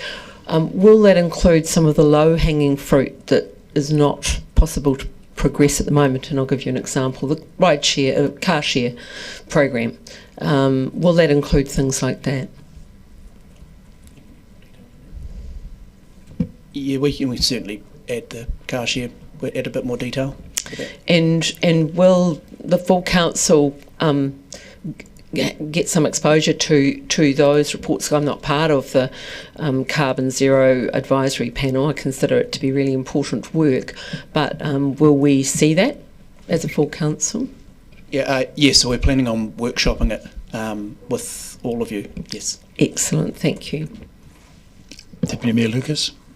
Thank you. I've got a couple of questions. One, and you might not be able to answer this, is in 49A and the waste to landfill emissions, and I haven't had time to go back to look at when the decision was to go to curbside, and I understand we didn't know what waste was being collected by private companies and going to private landfills. I just had thought that with going to our curbside collection, we did think that the emissions would end up being lower than 1.3%. Or is it early days yet to kind of know what the impact of going to curbside is? So through the chair, councillor, it is relatively complicated in the sense that moving to curbside did many things, but the two key things from an emissions perspective is that it removed from landfill the organics component, which is the dreadful part from an emissions perspective. So that's a real win. The other thing that it did, however, was introduce the rubbish collection, which had the effect of bringing into Green Island landfill additional waste streams that we didn't know of. That's right. And so the increase here is the increase in the waste stream is a reflection of that bit. So in the modelling that was done for the EMRP, we essentially factored in that there would be likely additional waste going into landfill, but it is still a significant gain for the city in terms of, well, it is a significant gain in terms of emissions for the city that shows up as a less significant gain because some of it has come into Green Island landfill where it was going elsewhere. So basically, we did think it would be about there. We weren't. I mean, obviously we couldn't be sure, but we're not that surprised by the result. No, indeed, waste is performing better than anticipated, mainly as a result of the excellent work of the waste team on landfill gas capture. But driving down tonnages and particularly the construction and demolition waste piece is kind of the next cab off the rank to get gains. Thank you. My next question is, and if I refer, just for an example, on page 69 is one example, where a number of the actions have been completed, and if I use the example of the feasibility study for passenger rail, where it says it's been completed the feasibility study on inland freight hubs and things like that. So is there anywhere we can go to read those completed actions? I mean, not necessarily on a council agenda, but is there somewhere, even if it's just circulated to councillors for information, that, because that's just two off, there's quite a number that have been completed. Yeah, certainly we can circulate those. Yep. Councillor Gilbert, yes. Thank you. Page 81, the internal DCC comms line, which is about 4 up from where it changes into buildings, energy and industry. The staff travel hub is complete. Further dedicated communications are in planning. Can you just speak to what that is? Is that like sort of an in-house car share? What is that and how's it working? So through the chair, this is led by the transport team. So my understanding of the staff travel hub is it's on Connect. It's a hub where people can go and learn about travel options, the facilities that are provided by the DCC to enable staff travel, support staff travel, that kind of thing. So that's what that staff travel hub is. It's a digital hub rather than being a physical space. So it's a hub to to highlight the options for staff travel. Are we talking staff travel to and from work, or are we talking? I'm just trying to figure out what it does. Both. It provides information about if you want to book a car for travel, how you do it. If you want to book a bike for travel, how you do it. If you want to commute to work, what supports are in place, how you access the bike lock up, that kind of thing.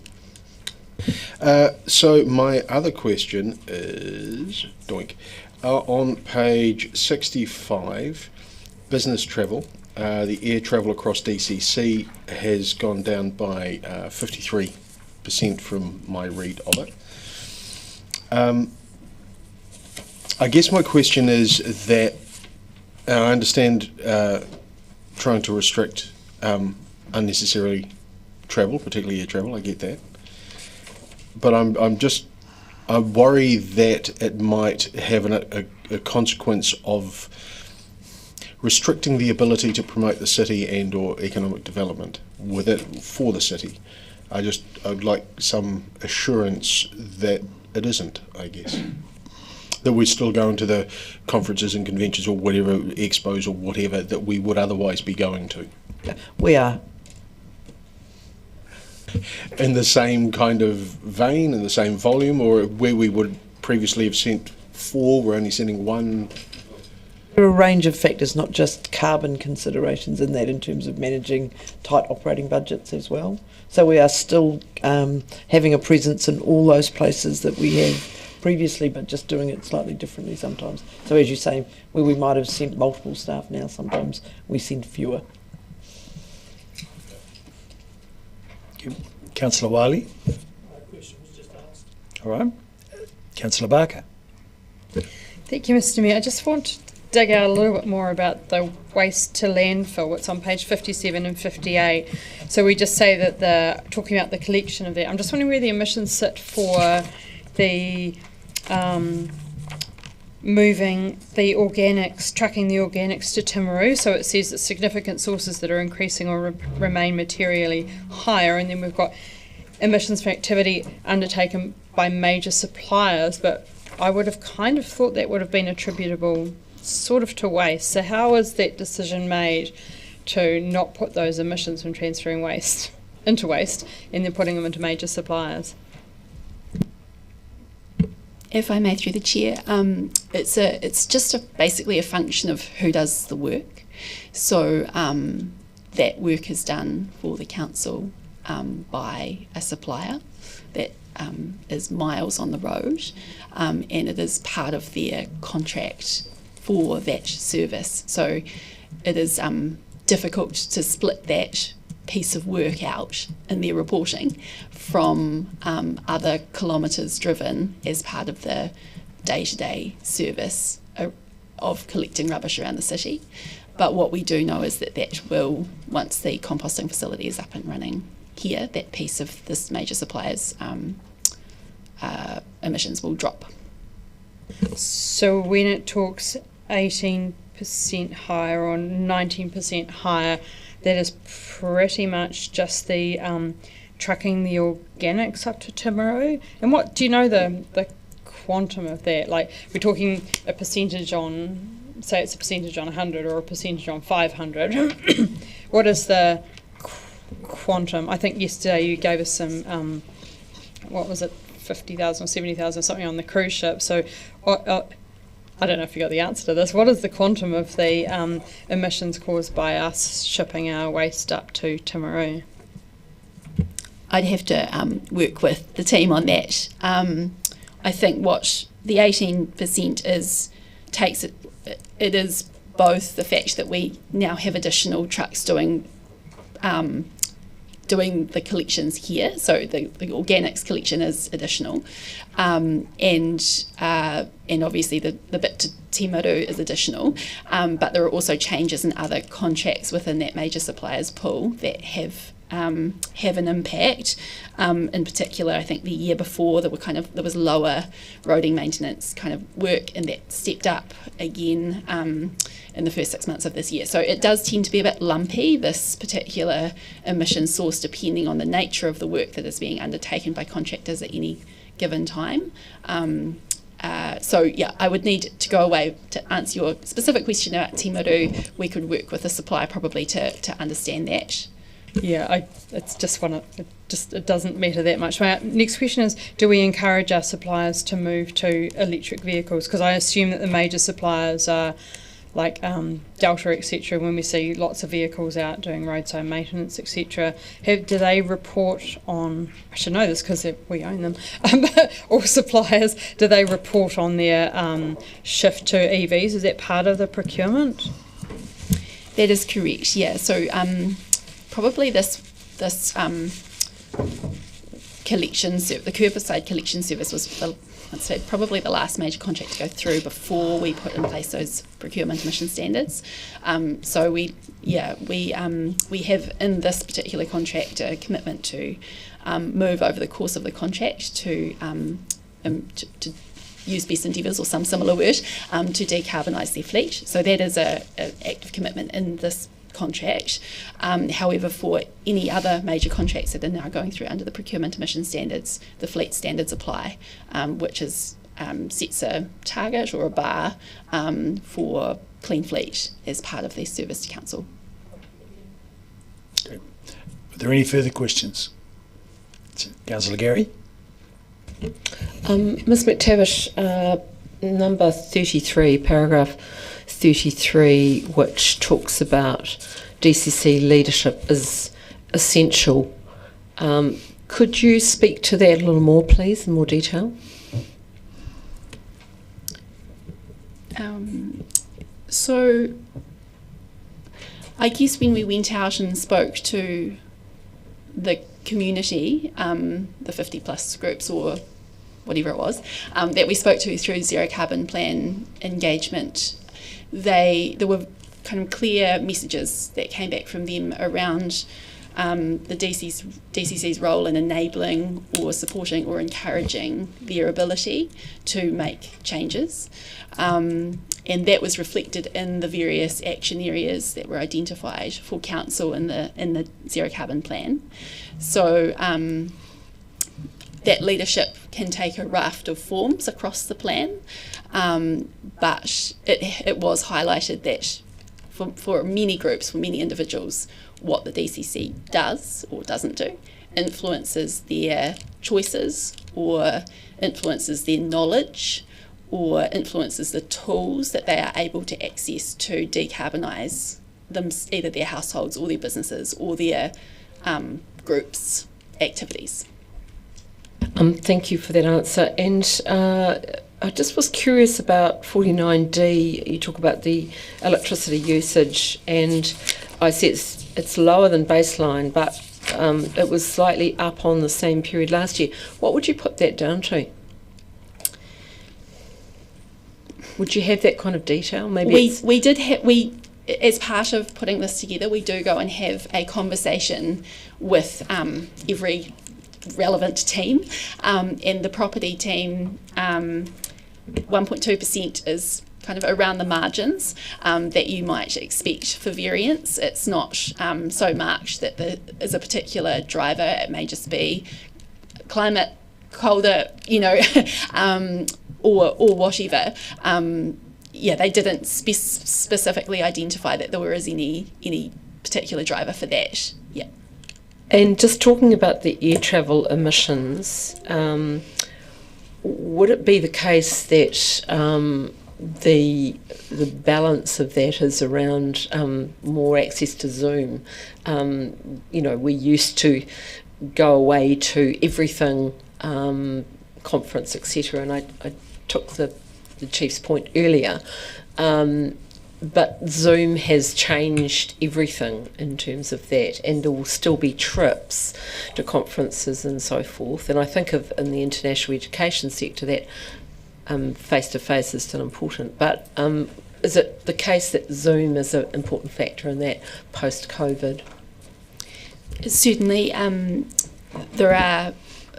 there is a lot more of that happening. Like, I know that even just from our team, we are extremely well connected nationally through video conferencing.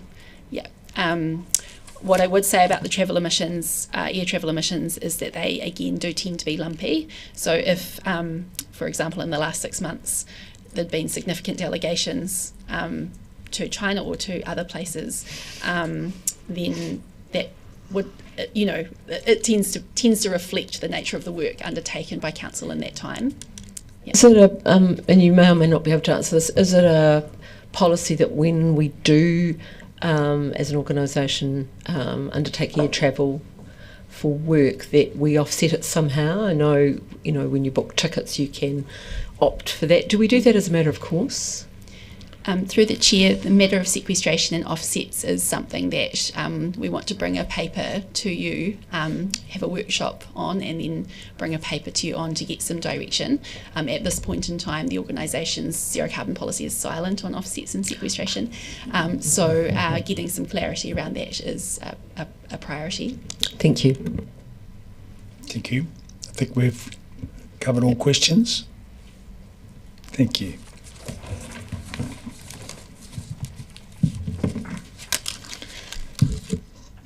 So unless someone particularly wants to move it, I'll happy to move.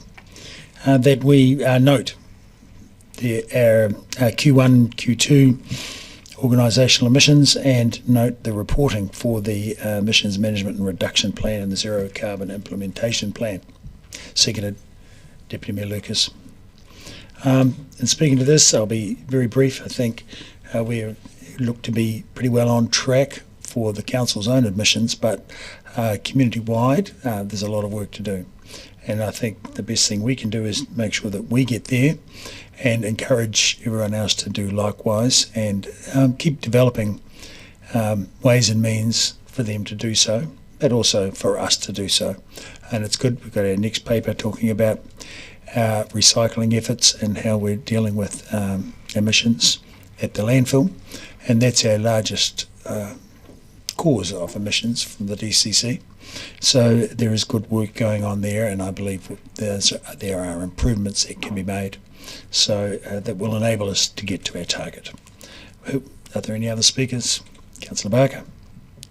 Just quickly want to thank the team for all of their work and for the workshop that we did yesterday. That was great to have the workshop just briefly before the report today, and it's excellent to see so many green boxes in the plan as well. It was great to read that from the genesis, I guess, of the zero carbon plan, and then to see how much action and then how much progress was being made as well. And I also note there were a few questions asked about the high and medium actions, and we had a advisory group meeting yesterday, and one of the things that came out of the advisory group meeting was that we would have a workshop on many of the actions that come through the consultation on their effectiveness and all of the questions that the councillors would want to ask to get more information to make better decisions around that. Thank you. Councillor Mayhem.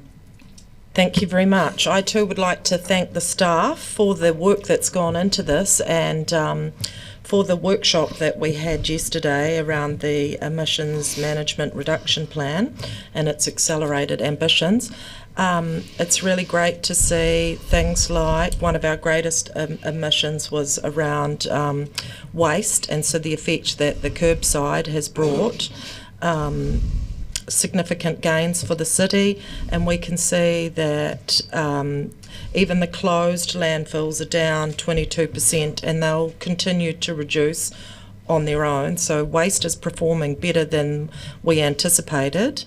Construction and demolition waste is going to be that next step, and it's great to see a paper relating to that today. Also, what's happening in-house with the staff. It's lovely to see access to e-bikes being encouraged and options explored, along with our fleet procurement, that we prefer EVs and PHEVs as much as possible as part of our zero carbon policy. The action plan has got 13 priority actions, including capturing the gas at the Green Island landfill, working with our community resource recovery for a better circular economy, and One Coast in Waikouiti is already doing a great job there, so more of that. Building all of that considerations into our economic development strategy and our destination management plan, another tick. Car share facilitation and the parking management policy. Also the work that we're doing with the ORC, DCHL and our Zero Carbon Alliance. So when we see it, the split of business as usual, overall 75% of our actions are green rated, as Councillor Barker already pointed out. So there is some delays to our accelerated ambitions in the emissions management reduction plan, but that they relate to decisions that have yet to be made around the 9-year plan and maybe grants review and other things like that. So it's really pleasing to see that we're on track for our Q1 and 2 reporting. So again, thank you to the staff for their mahi. Councillor Gilbert. Thought there was somebody ahead of me. Again, as everybody has said, thank you to the team that put all this together, and again, very happy to have had the workshop yesterday. A couple of the takeaways from that I really would like to highlight. First of all, for me, the big green is that the DCC target is currently likely to be achieved by 2030-31, which I think is an amazing achievement. The other one that I thought was a particular standout of information that we found out yesterday, we're above average on the rate of EV ownership in Dunedin, but the one that was the real kicker for me was that we're approximately double the national average for people walking to work or education. So obviously the mode shift is having an effect, and certainly when you're out on your bike or in public transport watching people walking or biking to work, the numbers are certainly there. You have to play slalom half the time along getting into work. So again, thank you for the team, and thank you for the information that comes through, and I look forward to the workshop to sort of clarify things a little bit further before we hit deliberations. I'll put the motion. Sorry. All those in favour? Sorry? You want to speak? You have to raise your hand. Councillor Gary. Thank you. Before we get too carried away, and it is good to hear the support for the report, but before we get too carried away, I just want to remind colleagues of point 65. In most cases, anticipated emissions reductions are still likely to be fully or partially realised, albeit on a slower track. And we've heard very clearly that DCC leadership in this area is really important, and it's really important because behaviour change in our community will be achieved by us showing leadership, facilitating, encouraging, putting mechanisms in place for our community to change behaviour. And that can be quite a slow aspect with curbside collection in terms of the city emissions. Our community signalled what they wanted really early on, and we did deliver on that. But getting back to DCC, I want to acknowledge across the organisation the various levers that have been pulled, the various changes that have been made. And I just want to focus on one particular area, the air travel, and I note the achievement in that. But it's not to say that we stop those face-to-face contacts. We have other options now. We have Zoom. That's never going to be the full story, and I particularly focus on international education, where person-to-person contact, face-to-face, is always going to be important. There will be, of course, through the COVID and post-COVID period, we relied on Zoom to keep the connections going, but there will never be a replacement for face-to-face work to be done in that area. So we can offset that, and I look forward to that paper on sequestration coming to us. Excellent work by the team. We still have work to do. Progress has been made, but remember that we can always do more, and we do not have time to dilly-dally on this. Councillor O'Malley. Thank you, Mr. Mayor. I also want to thank staff, and I also want to comment on the fact that I believe that we're starting to get to a point where we're genuinely, absolutely executing this program, and that's a big step forward from where we were, say, 4 years ago, where we were deeply in the planning phase. There's been a lot of, well, I just want to point out the EV ownership. We might be number 2, but we used to be number 1. But the fact of the matter is that it's actually probably relates to our city structure as much as anything else. When we were number 1 in EV ownership, Auckland was behind us, but it had many more hybrids, and that tended to reflect the size of the city and the distances of journey that you were travelling. But we are a high EV using city. What I like to see in this plan is that we are actively moving forward, and it is an active movement forward. There has been some political commentary from outside this council, from others who seem to have aspirations maybe to get back on it, that we have somehow abandoned our targets. And that is not the case at all. A lot of the stuff in what was considered the high investment were capital investments, and they will become the subject of discussion as we get feedback from the community during the feedback on the long-term plan.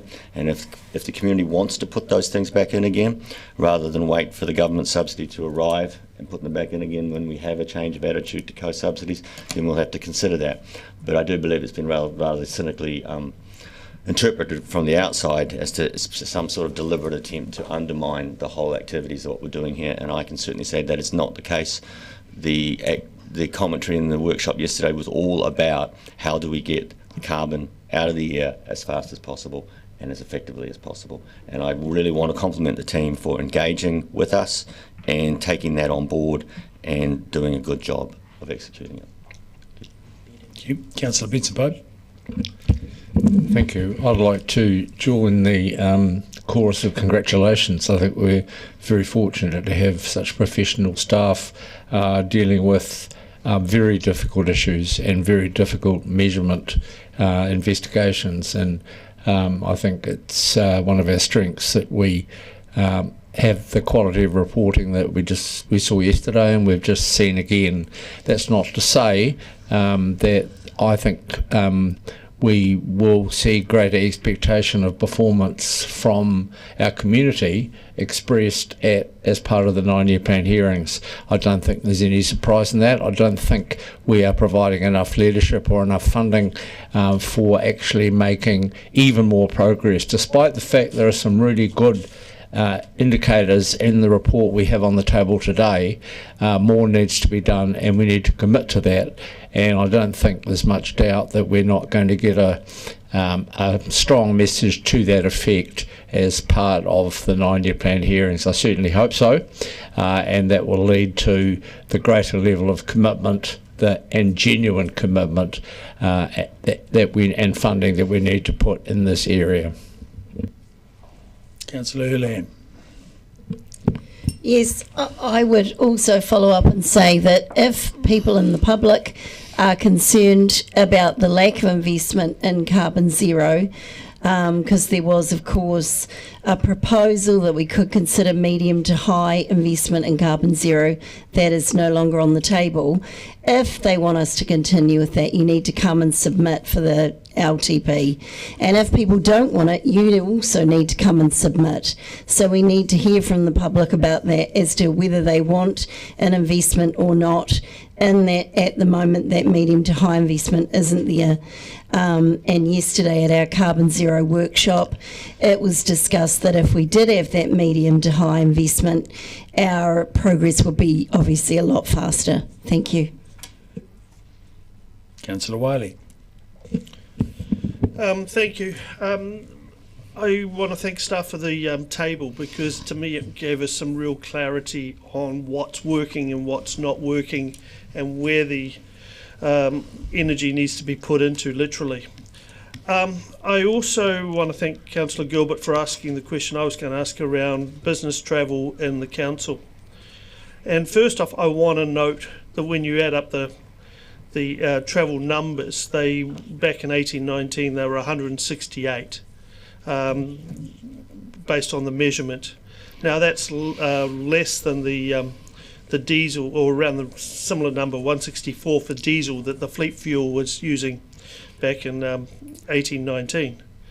When we look at the reductions down, and we look at air travel, we look at hotel stays and taxis and rental cars, and we look at that change, I'm sorry, but I'm hearing from staff that impact on travel is having an effect on how council is seen to do business nationally and internationally. When Tourism New Zealand tell me, one of the key people tell me that we're failing to turn up to an event that's critical, I struggle. So I think the key aspect is, yes, there has to be winners in what we do and where we go to. Public and facing engagement is important. And I think that's the key on that basis.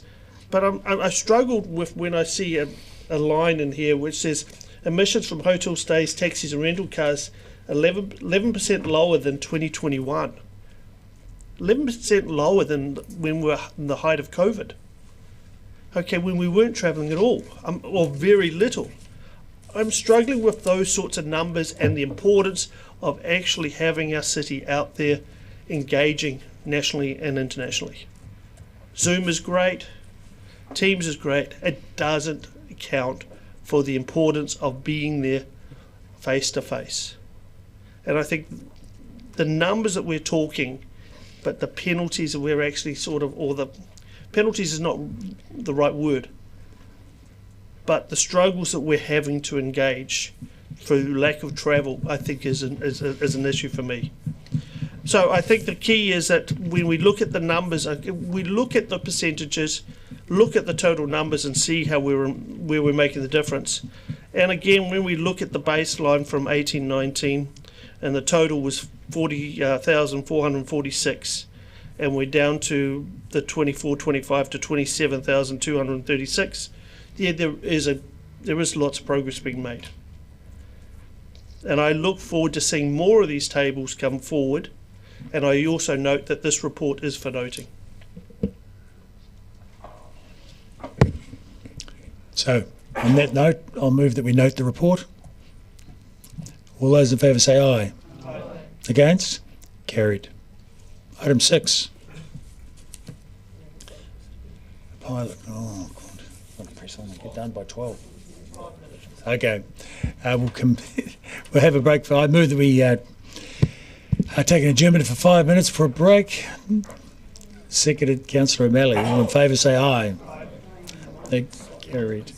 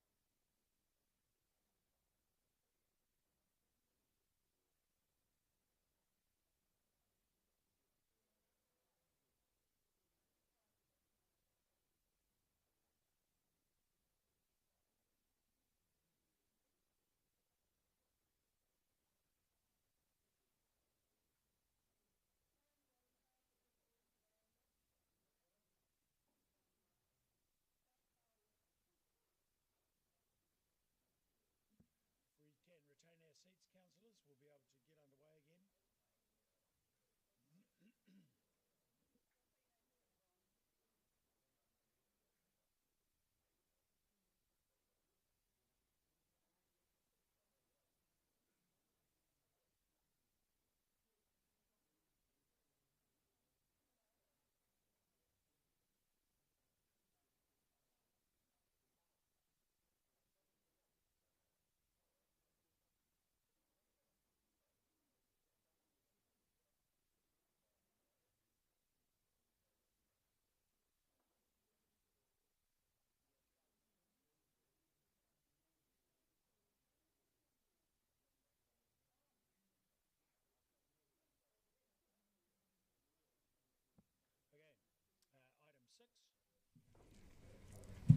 Pilot for a construction and demolition resource recovery system.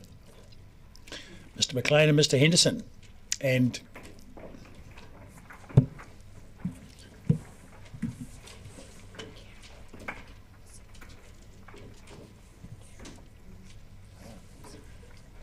Ms. Godonsky.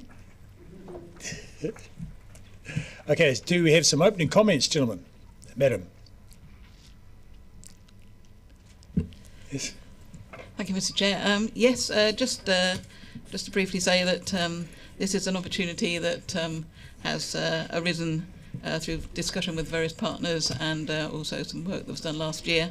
There seems to be a groundswell of opinion that we need to try out methods of diverting hard to recycle materials from the local area. Just pointing out that that's not instead of dealing with things locally. So there's a number of opportunities. Just really it's about testing the logistics of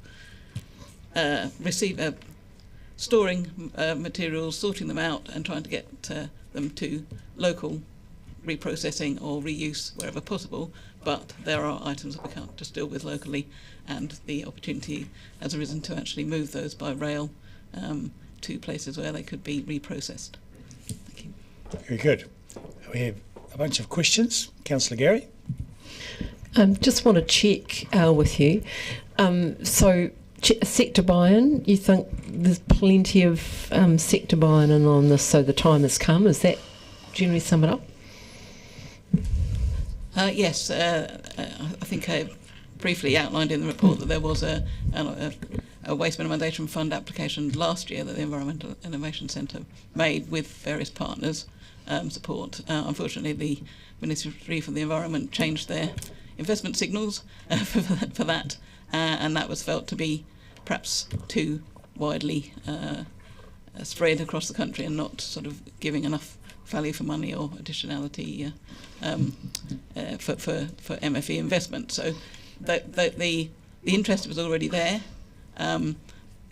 Despite that being declined, the application, the various partners, Waste Management, Kiwi Rail, Marley, Winston Aggregates and others are very keen to actually test out whether or not those materials can be transferred in a sort of efficient and effective way for reprocessing. I guess my question's a bit deeper than that, because I did read that, and thank you, that was well articulated in the report. I'm just wondering, because obviously they're leaders in their industry in the sector, what do you sense is the feeling at grassroots level in the construction industry? Because I assume that after the pilot, we hope that will filter down to grassroots. What's your sense of that at the moment? I spent probably the last 12 to 18 months talking to lots of people locally in the industry, and some of whom are doing good work already, of course, and that includes the waste companies, operators.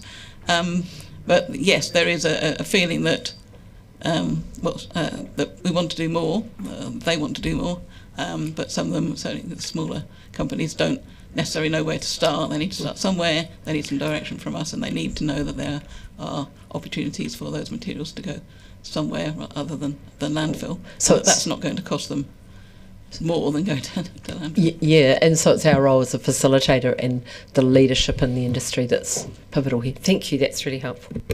Councillor O'Malley. Mr. Mayor, you mentioned rail in this, but then you're putting the sorting site at Green Island where there's no rail access, is it? In terms of the pilot, the trial, it would be at Wycliffe Street. Yeah. But Yeah. Given that there's probably limited sites that we could actually load and unload straight from the rail, yes, that's partly why we think that a feasibility study is a good first step, because if we can't work out the logistics and we can't, it doesn't stack up, then certainly don't want to do any on the ground trial.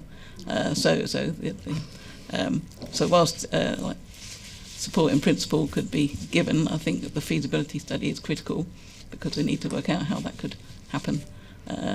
There are sites that are next to the rail, but they can't necessarily have the loading, unloading of containers. So we just need to test out how that could work. The opportunity being that lots of containers come down south full but go back empty, and so the idea is to try and backload some of those materials. It sounds good in principle. Whether it works in practice is why we need to really test the feasibility. Waste Futures has a plan to build the construction and demolition sorting space at Green Island. I haven't finished. And I've made this comment before. Are we at Green Island simply because Green Island is there, or are we at Green Island because that's the right place to be doing it when it comes to the long-term logistics and transport issues we're facing? There's probably two parts to that question. Thank you, Councillor. I guess the Green Island is the right place for the smaller scale material, because that's basically that's what that space we have. But when we're talking about that the larger scale diversion, Green Island is not the right place for large scale activity like that. There is the space constraints definitely around Green Island, but we know that a lot of the small business, home renovators, the small building construction demolition companies, they're the ones that are sort of targeted with that at the Green Island facility, not large scale construction projects, anything else like that. There isn't enough room on that site for large scale activity. What is proposed at Green Island is effectively an extension of the resource recovery activity that's going on in Green Island for the general small consumer or producer, I guess, at this point. Okay, so, but if there's others going to be large scale, then I guess this pilot is to go. I know that we've been doing this for the last 18 months intensively, but I do remember back in, it was 2019, we did Waste Jam. It was before COVID, and there was a lot of interest from the local industry to do the stuff themselves. I guess I'm getting at is why have we not been doing it as a pilot with the construction people that we have here?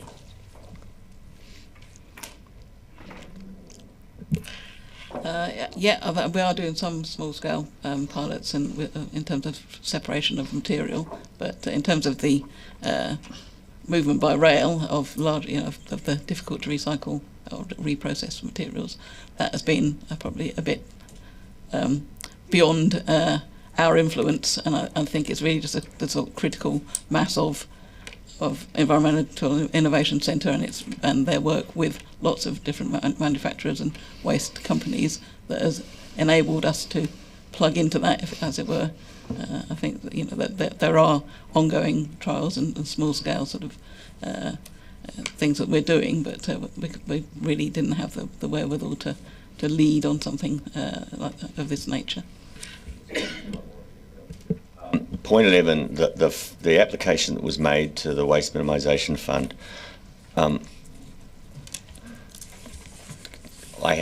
who's seen it, I guess?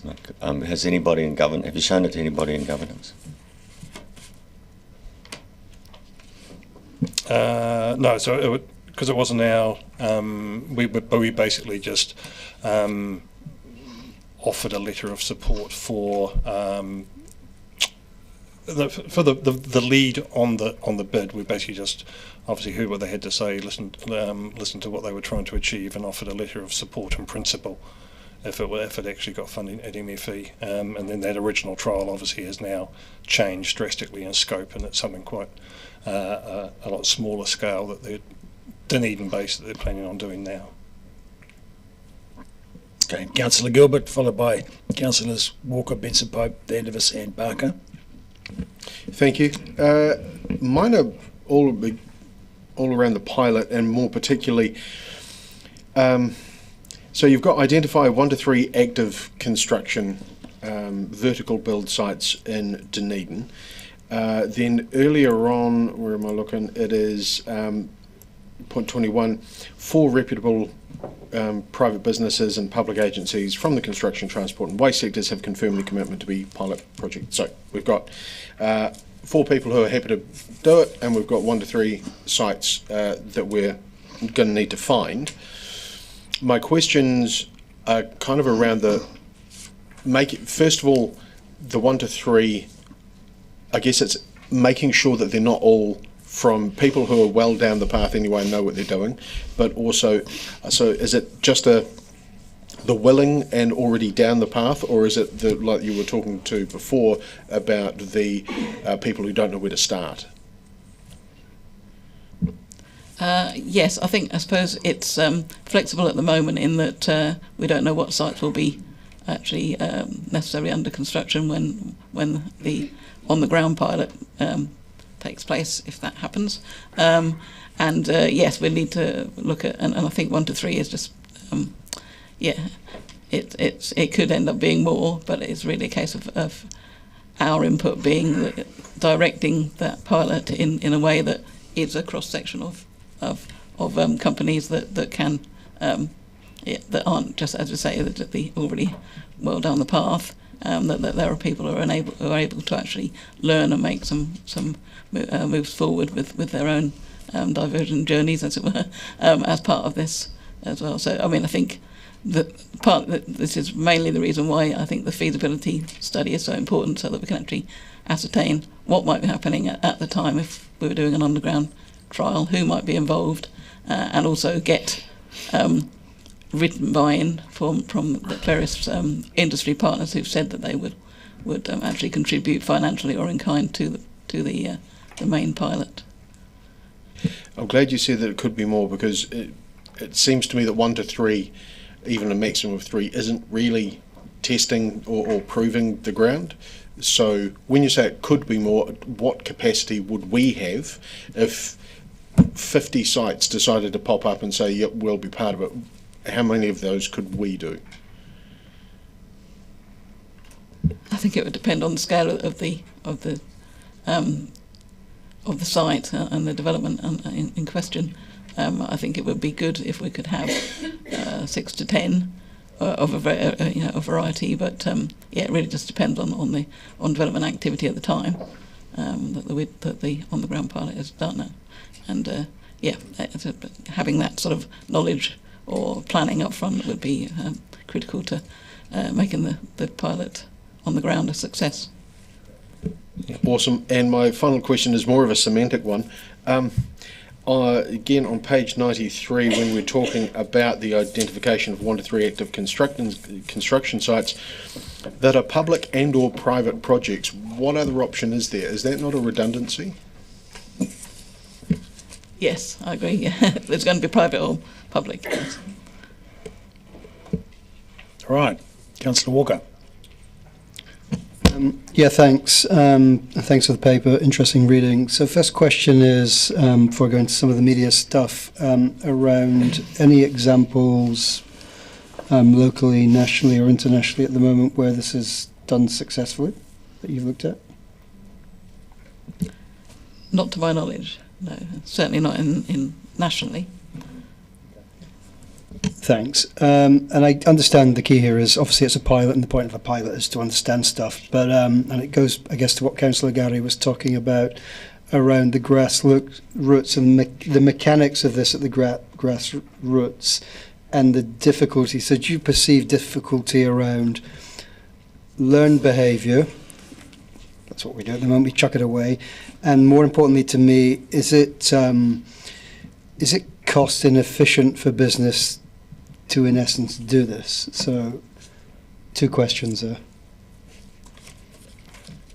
Thank you, Councillor. I'll let Karen fill in the blanks, but I guess, yeah, that to paraphrase, one of the points of doing the pilot is to prove that we can actually collect stuff on Waste Management kindly offering their site. Can we collect it? Can we sort it? Can we send it to markets and get it processed cheaper than sending it to landfill?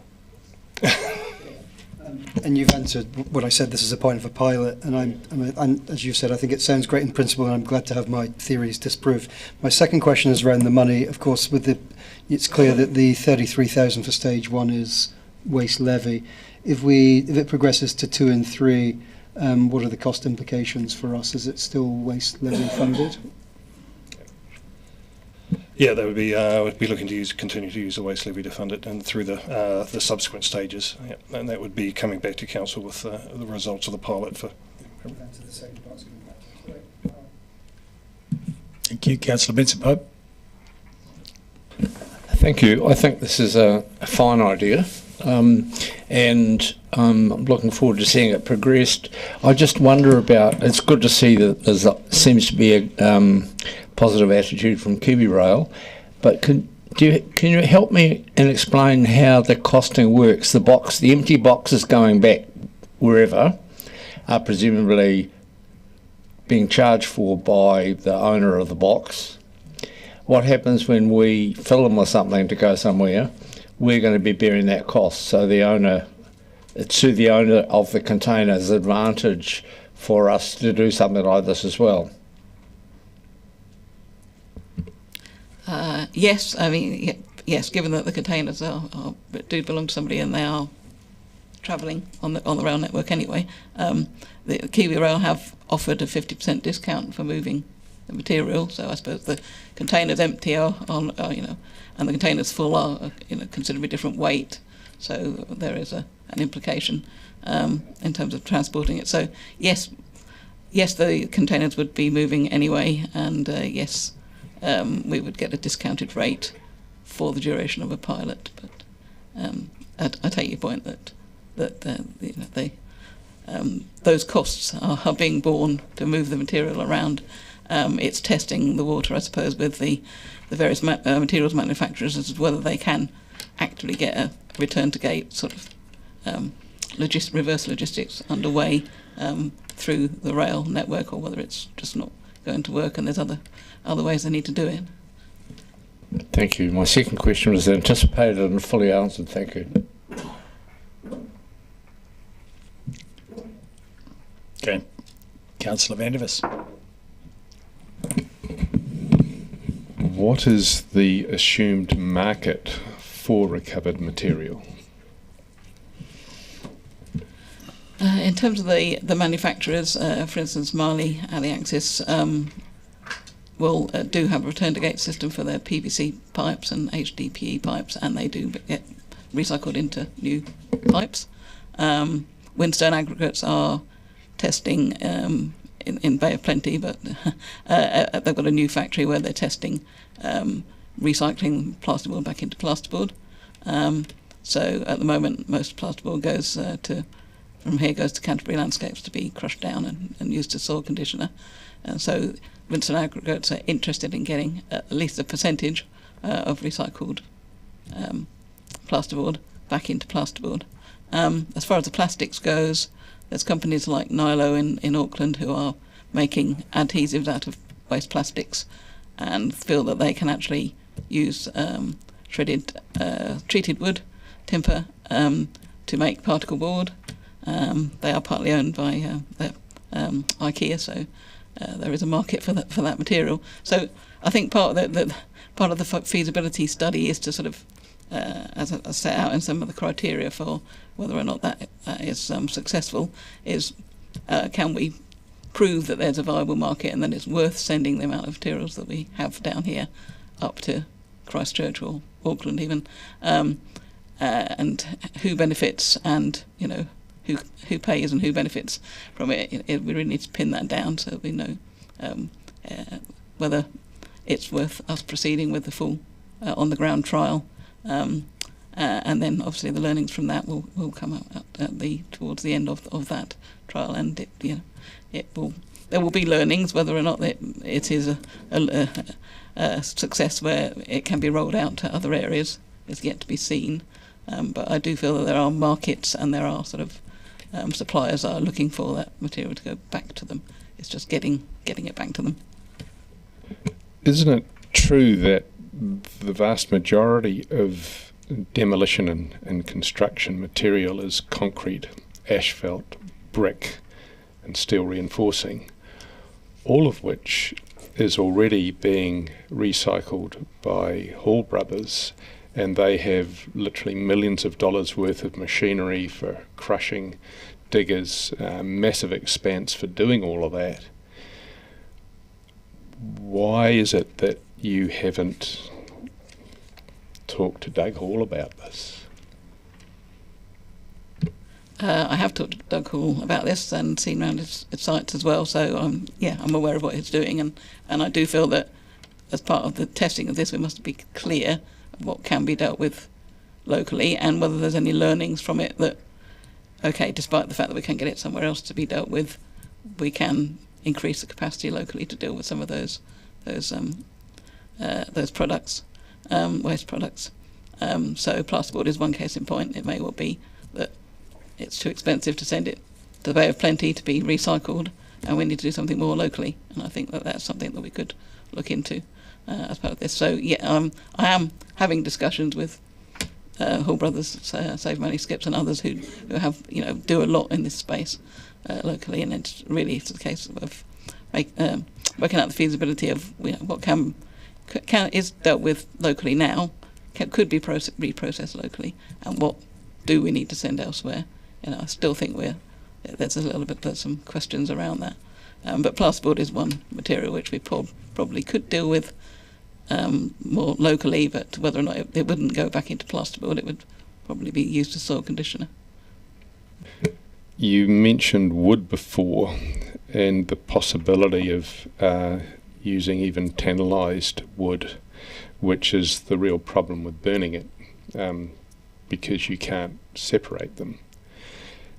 How can you conceive of a situation where the tannalised timber could be used for anything locally, or any timber could be used for anything locally when it's not possible to separate them?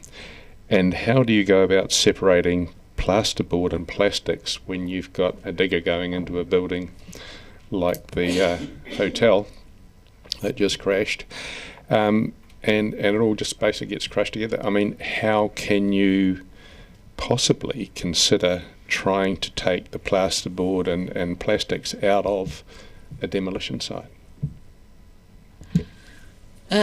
Yes, if it's demolition as opposed to deconstruction, then it is really difficult to separate out the materials. Although there are people doing it locally, but it's not cost effective. What we're probably more concerned with in terms of this trial is the construction sites. So, for instance, in the 2024 year, about 4,000 tonnes of plasterboard. Winstone sent 4,000 tonnes of plasterboard to the Dunedin area, and they estimate that 15% is wasted. So that's 600 tonnes of plasterboard. So we do have an idea of what's the amounts that might be affected here. The plasterboard that currently gets used as a soil conditioner, are you able to use the plasterboard that now often has fibres all through it as reinforcing and also has fire retardant materials in it?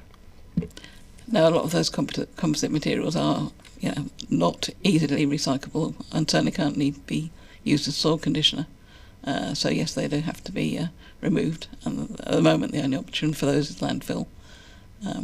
It's a longer, I suppose, we need to find some longer term solutions for those types of materials, reducing their use in the first place, but certainly, yes, wouldn't anticipate those being sent as soil conditioner, so there does need to be, this is why we need somewhere to actually sort out the material, so that we know what sort of timber we're setting aside and what sort of, what can be used locally and what needs other solutions, and you know, similarly with plasterboard and other materials.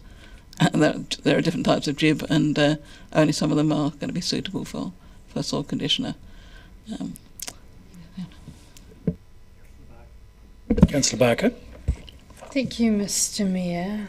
I have a bunch of questions. My first question is, I see that this is an Auckland firm that is, what is it, Sustainable Environmental Innovation Centre. Can you tell me why they were declined from MFE? I've just got the MFE Waste Minimisation Fund up, and it does say examples of what we fund, and it's got feasibility studies and business cases to develop on the priorities, and some of those priorities are C&D facilities, etc. So why were they declined, and why have they come to us?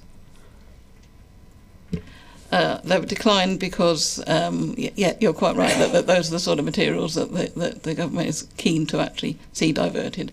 But the application they put together with lots of different partners across the whole country, I think, was trying to spread the net a bit too widely, and it was also very unclear in terms of the decision letter that they got that you know, that the project wasn't investment ready, as it were. It was more feasibility. So despite the fact that feasibility studies are mentioned as a you know, a possible recipient of funding, the actual emphasis has been very much on market ready, investment ready, value for money. You know, so I think the original application, whilst it had lots of people on board willing to support it, it was just spreading the net too widely. So have they thought about reapplying? Because I notice these are national partners. Have they thought about reapplying to the MFE? Because I'm just concerned that they're applying to us, basically. I think it's probably a little bit early to repeat that an application from their point of view, because they do need to have those more focused learnings, which could benefit us, but also benefit the council and other local commercial waste operators who want to do more, to actually learn from that and say, okay, this is where I can step in and do my part. And there are opportunities. In fact, we've already had some networking evenings with the investment managers talking to industry people about what they need to do to put an application in for waste minimisation funding, and there's lots of interest from waste companies in actually putting applications in. So we don't want to be you know, having too many competing waste minimisation fund applications. I would think it would be better to get some information locally as to what we could achieve, and then work with partners locally to actually put in funding applications.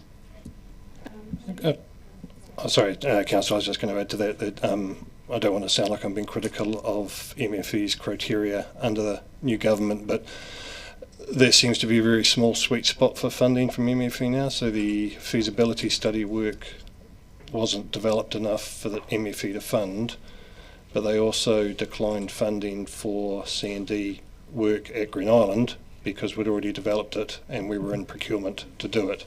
So there was basically, as I say, I don't want to sound critical and I don't know their exact criteria, but there seems to be a very small sweet spot for they want something new that hasn't been done before or isn't already in planning. So it's a bit confusing trying to get through the stage gates for funding. My next question is just, this is a $290,000 project, and I'm just trying to understand the maths around it. So we're being asked to allocate $33,000 from our waste levy, and my first question is that just to fund stage one? Is there any other money coming in from any partners to fund stage one? Yes, the Environmental Innovation Centre will be putting some staff time into it, and the waste management will be using their site and running running any operation to test how things could work. So there's in-kind support, and some of the external financial support would be available at the feasibility stage as well. I think once it's refined, it's likely that there will be further external contributions. But again, the 290 is, there's a margin around that in terms of, is it feasible? How would it work? who else might contribute financially or in kind. I think there is external contributions and in-kind contributions to make that feasible. Oh, sorry. Can I just understand the $33,000? Is that going to the Environmental Innovation Centre? Are they being paid as consultants to put the plan together or put the feasibility study together? Yes, that will be an element of what of the cost, and some of it will be around other people's time to make to test that feasibility on the ground. And so if where they come back for stage 2 and 3, that's basically asking council for $100,000. So altogether, is that correct? It's likely to be around that scale, yeah. My next question is just around, are there other councils that almost have the same issues, like Invercargill, etc.? So is there, I know that we've got an Otago-wide person that does some work, and within our own team we've got a construction and demolition liaison person, or not 100% sure as to what the job does. So could we not do this in-house? So I can't understand really why we'd have to use the Environmental Innovation Centre to do this work. I think we're using them because they have those well-developed connections with the industry, and they have done all the negotiation with Kiwi Rail. So it's effectively feasibility ready, as it were, rather than us doing a lot more work with Invercargill. Although we have had some conversations with regional partners and with Invercargill around how this could, if it looked like it was feasible and could work on a wider scale, to bring them into the full pilot study. So I see from their website they've also done some work on sustainable waste management about C&D waste materials and landfills, which looks like a similar sort of study. Is that used to inform the study that they're doing for us? My concern is that that this has not got money from MFE, and that they're coming to us to ask us to fund something. So that looks like they may have, because this is their reason for being, is to do this consultancy work, it appears. So that's my concern. Do they come to us, or do we go to them to do this work?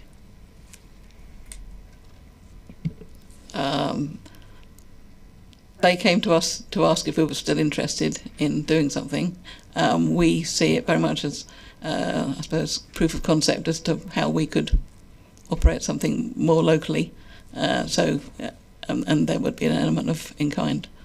My time, in fact, in terms of trying to actually make that feasibility, get those feasibility study underway. So yeah, I think it's they are the lead because they have those developed connections already, and they have promises of contributions, which we do need to pin down to make sure that they are actual real contributions. Okay, Deputy Mayor Lucas, followed by Councillor Mayhem, then Councillor O'Malley. Councillor Barker's asked most of my questions, and I was trying to pick up on some of the follow-up question from Councillor Walker and then Councillor Vandervis, because it seems to me that every other city's got this issue with C&D, and I'm just in your answer to Councillor Walker was that no other council was working in this space, which I find that incredible that no one else is doing this. So it's only currently the private businesses who, as you mentioned, some of them who are working on their own products. So there's no council initiative across the country they're working in this space. Sorry, I can't get my head around this. But they're doing the easy stuff. There are councils working. There are very down at Auckland and Hawke's Bay who have got somebody dedicated to construction and demolition waste work. What I was talking about was that there's not, to my knowledge, anyone using the rail network to try and move materials around that can't be dealt with in their local area. But there is work ongoing, and some other teams, like for instance New Plymouth as well, don't have a dedicated person, but they are doing more in the construction and demolition waste space. It's just not around how we deal with some of those gnarly materials that can't be dealt with in individual local areas. Okay, thank you. And my other question is in here, and you talked about some projects to pick up if the pilot gets running, but there's no mention, which is the obvious one, is the hospital project, which I would have thought they would have a plan in place anyway for their own waste and construction, but I would have thought they're a sitter for being involved in anything that we were doing. Yes, I have been having some discussions with them, although, as you know, I'm not sure the contractors are fully engaged yet, but I have been having some discussions with CPB contractors as to what their needs will be, and then when things do start there, it may well be that that's something that we can actually work directly with that site. There will equally be polytechnic and university projects, and again I'm talking to them as to what their role could be. So yeah, it's still very early stages, and I think a lot of things could be pinned down as part of the feasibility study, and it really would be good to be able to then report back to you as to where we may be going with that later in the year. Councillor Mayhem. Okay, so I'm just trying to understand a couple of things. Sophie, Councillor Barker touched on it. So the Waste Levy Fund is sufficient to cover the DCC's contribution to pilot the program. And then it says in option 1, $33,000, non-contestable grant to contribute to stage 1. Is that the same thing? Is that non-contestable waste levy money?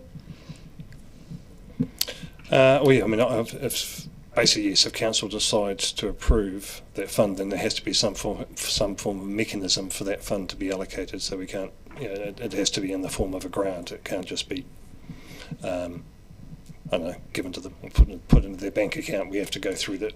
The only mechanism we have really is a non-contestable grant. So then for the second and third stage in the overall plan, where 290,000 is needed, you're hoping that some of that money will come from other organisations, or it's relying on the government to also support this, central government? So far, no, it's not relying on central government. So Kiwi Rail and materials manufacturers and some waste companies are the key external funders at the moment. The government is not participating. Right. Thank you, Ms. Godowski.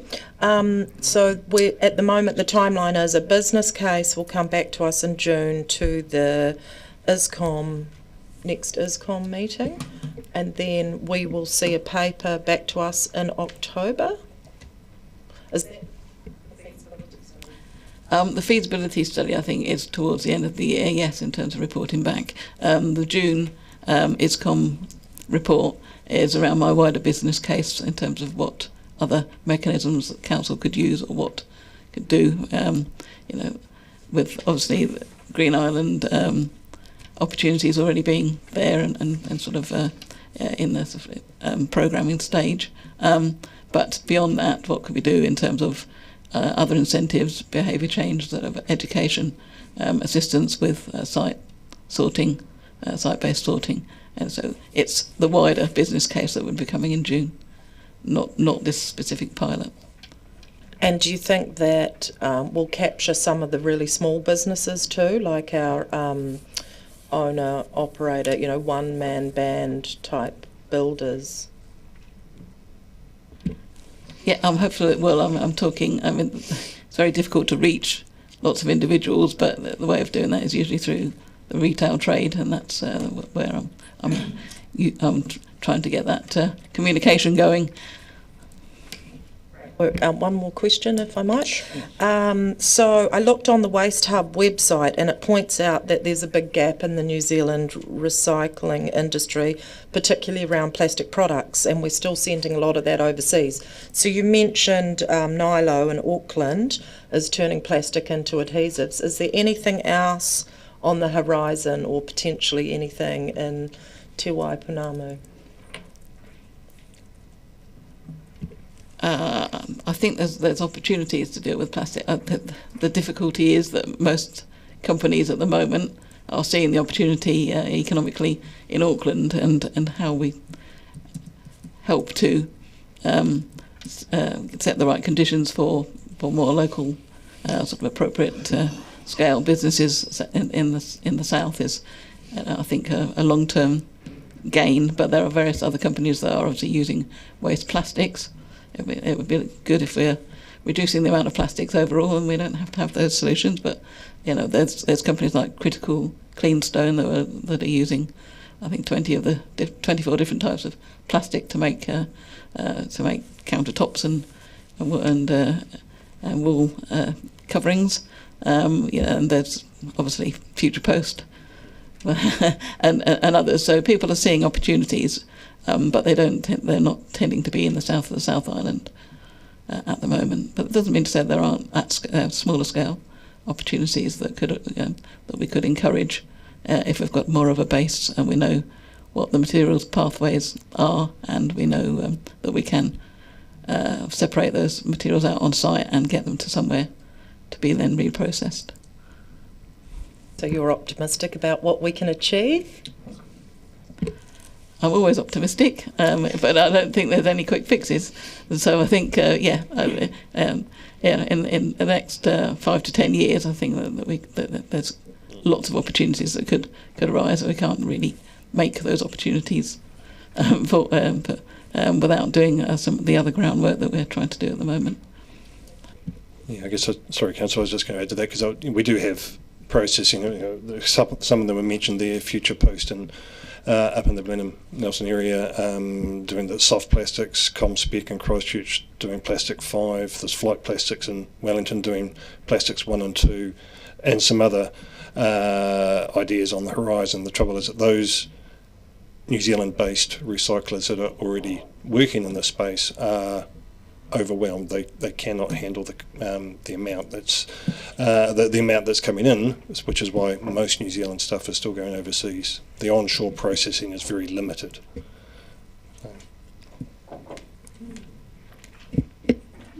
Councillor O'Malley. Actually, to Ms Henderson, to answer to your last question, and just sort of, so the plasterboard recycling is a new factory is being built in the Bay of Plenty. Has been built, and they're trialling the recycled content. I think they're still only aiming for 10% recycled content in GIB over time. Yeah. My question there would be, they're not on the main trunk line or State Highway 1, and their population density is lower than ours. So what makes it viable to form a company in the Bay of Plenty that we are hearing that it's non-viable in the South Island? And to Mr Henderson's point, the current processors are overwhelmed with the volume that are hitting them. And I'm looking at just your commentary around the drywall GIB board, that's my American side of me, 600 tonnes, 15% is 90 tonnes, which is basically 2 tonne a week just coming from one manufacturer into the Dunedin area for reprocessing. We are looking at a methodology for shipping everything out, and I'm wondering, where is our mindset? Because it seems to be that we cannot even bother to try to do it here, and we must ship it out. No, I think that our involvement in the feasibility study is to basically ensure that where it can be dealt with locally, it is dealt with locally, and it's only, for instance, the waste plastics or the treated timber and an element of the plasterboard that goes further north. So I think first base will always be for us in terms of the waste hierarchy to look at what can be reused and repurposed locally. We don't want to be putting things in rail containers that we could have dealt with locally. I'm guessing, what I'm getting is that there's almost nothing we can do locally because we have no capacity here to process it locally. And is it the council's strategic objective not to try to get in to make that happen? Are we just going to passively wait? Because that's what we are doing now, and to some extent that's what this activity is. It's a passive approach to recycling and processing. If it happens to be here, we'll do it. If it isn't, then we're not. I mean, is that correct? I think that is correct, isn't it? Yeah, I guess you could frame it that way. Yes, I guess the small factor is that because we look for chipboard, that kind of thing is a good example. I mean, we're not, we're only separating it at small scale at the moment, so we don't. It's that chicken and the egg thing. If we had the material to supply to a reprocessing plant, could we then encourage someone to set up a reprocessing plant, or do we wait for the reprocessing plant to set up first and then we get the material to supply it? At the moment, we're basically diverting the waste streams, which is hopefully getting the raw materials. But yeah, at the moment, it's that the back end of what happens to it next is what's missing. Okay, Councillor Gary. Thank you. Just circling back to your comment around the hospital, I recall specifically, and I just want to check with you, I'm sure you're aware of this, but want to check, on the tour of the outpatients building, it was very clear that there was diversion going on with construction material, and you'll no doubt be aware of that, yes? Yeah, excellent. Just coming back to the whole reason we're doing this, because we could talk ourselves out of it really easily, I'm sure, but this is around leadership, is it not? And we've heard in a previous paper about the importance of DCC leadership and facilitating. So this is part of that, yes? Yes, I would define it as such, yes. Okay, thank you. That the council is being seen to be acting and trying to find solutions. Thank you. Okay, Councillor Barker. Thank you, Mr. Mayor. I just want to explore the opportunity costs with the waste levy in relation to the draft waste management and minimisation plan. And I know we haven't adopted it yet, but when I look through the actions, there's some actions there: explore the potential for and support the establishment of construction, demolition, waste reuse hubs with community partners, explore ways to support the establishment and operation of building deconstruction services, explore and implement options for incentives to encourage low carbon, circular, low waste design for construction projects, and then deliver a pilot program for on-site sorting of construction waste. And these are rated high, and I think there's some others in there. So I feel like we're being reactive because someone's coming to us with something versus what are the things that we could do proactively, because we're talking about $100,000 out of our waste levy that we could be doing something other with. So how does this fit in with the priorities in the draft waste management and minimisation plan that I assume that we're going to adopt pretty soon? Thank you, Councillor. I guess the first question, are we being reactive? Yes, because obviously we didn't set this up. We were supporting a national based application for funding from MFE that has now turned into a local pilot project. So yes, it is reactive to an opportunity that's come to us. No, it doesn't exactly fit with the priorities that are in the WMMP, but it is an opportunity that's come to us, so we've now put it in front of Council. Are there any, Deputy Mayor Lucas? Can I just check the maths? I hear Councillor Parker saying that if we go here with the full project, it would be $100,000, but the way the paper's written, that so far there's a commitment of a total of $115,000 plus at least anticipated another 25. So if that's 290 minus 150, that's 140,000 would be our commitment if we go the whole way. Yeah, that's for the full three-stage project. I think the contributions will, assuming that the feasibility study comes up with some positive results, we will be able to gain more than those external contributions to the full-scale project. So our contribution, if we go to the full scale, it wouldn't be a third; it would be closer to a half. It would be more correct. No, I still feel it will be more closer to a third. Yes. I'm not sure how you get that if the total project's 290 and we'd have to contribute 140. Plus your time in kind as well. No, it would be around. With my time in kind, it would be still around the third mark. All right. Are there any further questions? Okay. So, thank you very much. Okay, so, Councillor Ventivus? It's speaker's time. Yeah, someone needs to move it. So, Okay. I'll move that we support in principle this proposed pilot and approve the allocation of 33,000, and then to support the feasibility stage of the pilot project, and then note that the outcomes of that feasibility stage will be reported back to council. Seconded, Councillor Mayhew. And in speaking to this, I think we need to look at the situation that we've got here. This is not recycling of the concrete and the reinforcing rod, bricks and asphalt, which are already being undertaken in Dunedin. This is moving the envelope of recyclable materials a bit further out. And so we're looking to just establish what is the feasibility of doing that. And in particular, we already know that from Winstones, we've got 500 tonnes of wallboard, but essentially the offcuts. So they're typically not needing to be pulled out of a demolition site. They'll be there, neat and tidy, hopefully, if a skip or a container is provided from building sites. And some of the other materials similarly can be gathered in a relatively easy and tidy condition. So it could be a very useful way to keep a whole lot of material out of landfill and turn it to some useful purpose.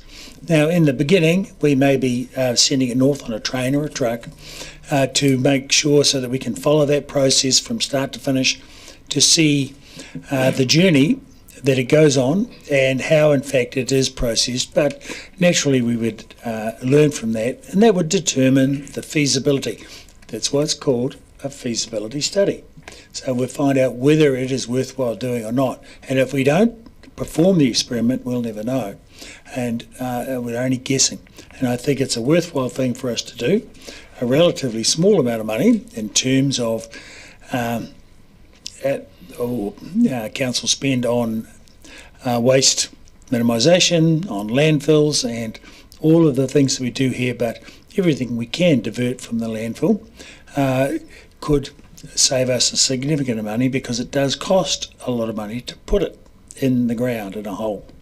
So being able to usefully recycle it, hopefully at minimal cost, we need to investigate what those costs are so that we're in a much better position going forward. So who else would like to speak to that? Councillor Vandervis. I believe that, that this pilot study is completely misconceived and that it will never fly. There is no feasibility study needed. If you look at Hall Brothers, they haven't just been doing concrete, asphalt, brick, steel reinforcing and all that, but there's the major weight and value in a lot of demolition materials. They also have a reuse of building materials down on the foreshore, where you can buy a variety of all sorts of building materials, a lot of wood in particular that comes out of buildings, if there is time for them to be taken out of the buildings. Now that is a separate issue, and I believe an issue that we should have a look at, and that is what is required for Dunedin is not this proposal for which there is no local market. There is no useful purpose. There is already an oversupply of sending this stuff up north. To send it up north gives you a carbon footprint greater than what the value of the stuff is anyway. None of that makes any sense to me. There is one opportunity that we do have, and it's an opportunity that would cost, and that is that when a building like the Oriental is taken down, that the council actually subsidises a time window for the useful timber and useful components of the building to be taken out and then sold locally, and I believe Hall Brothers are the only ones that actually have a big enough warehouse to be able to do that currently. The tragedy with the Oriental Hotel was that it was full of kauri. A lot of that timber would have been definitely reused had there been time for that timber to be pulled out first. But with the pressures of having paid for consent fees and having rates and all the rest of it, developers just simply, it makes no economic sense for them to do that unless that activity is somehow subsidised. This study here doesn't look at that one issue where I think there is an opportunity.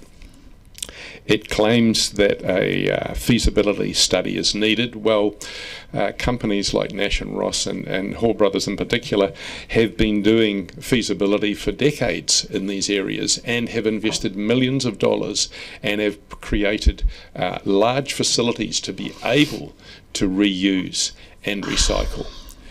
The idea that we can somehow usefully recycle plasterboard when these days it's all full of fibres and flame retardant materials, I think is quite frankly just pie in the sky. There is no scale that Dunedin has that could justify even doing a pilot study into it.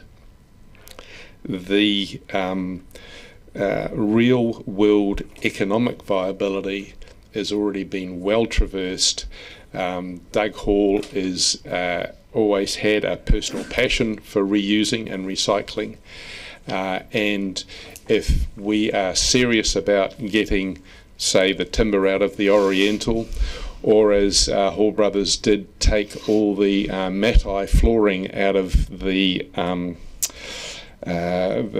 rail buildings in Hillside Road and recycle those, you need to make sure that time is given prior to demolition for that removal, and there needs to be an incentive to do that. If this study here was going to look at a DCC incentivisation of taking the valuable timbers out of old buildings before they were demolished, then I could see that they could be immediately reused. There would be a local market for that, and it would make sense. None of what I see in this pilot system does any of that. To me, this is quite frankly just virtue signalling that we shouldn't be throwing money at. Councillor Weatherall.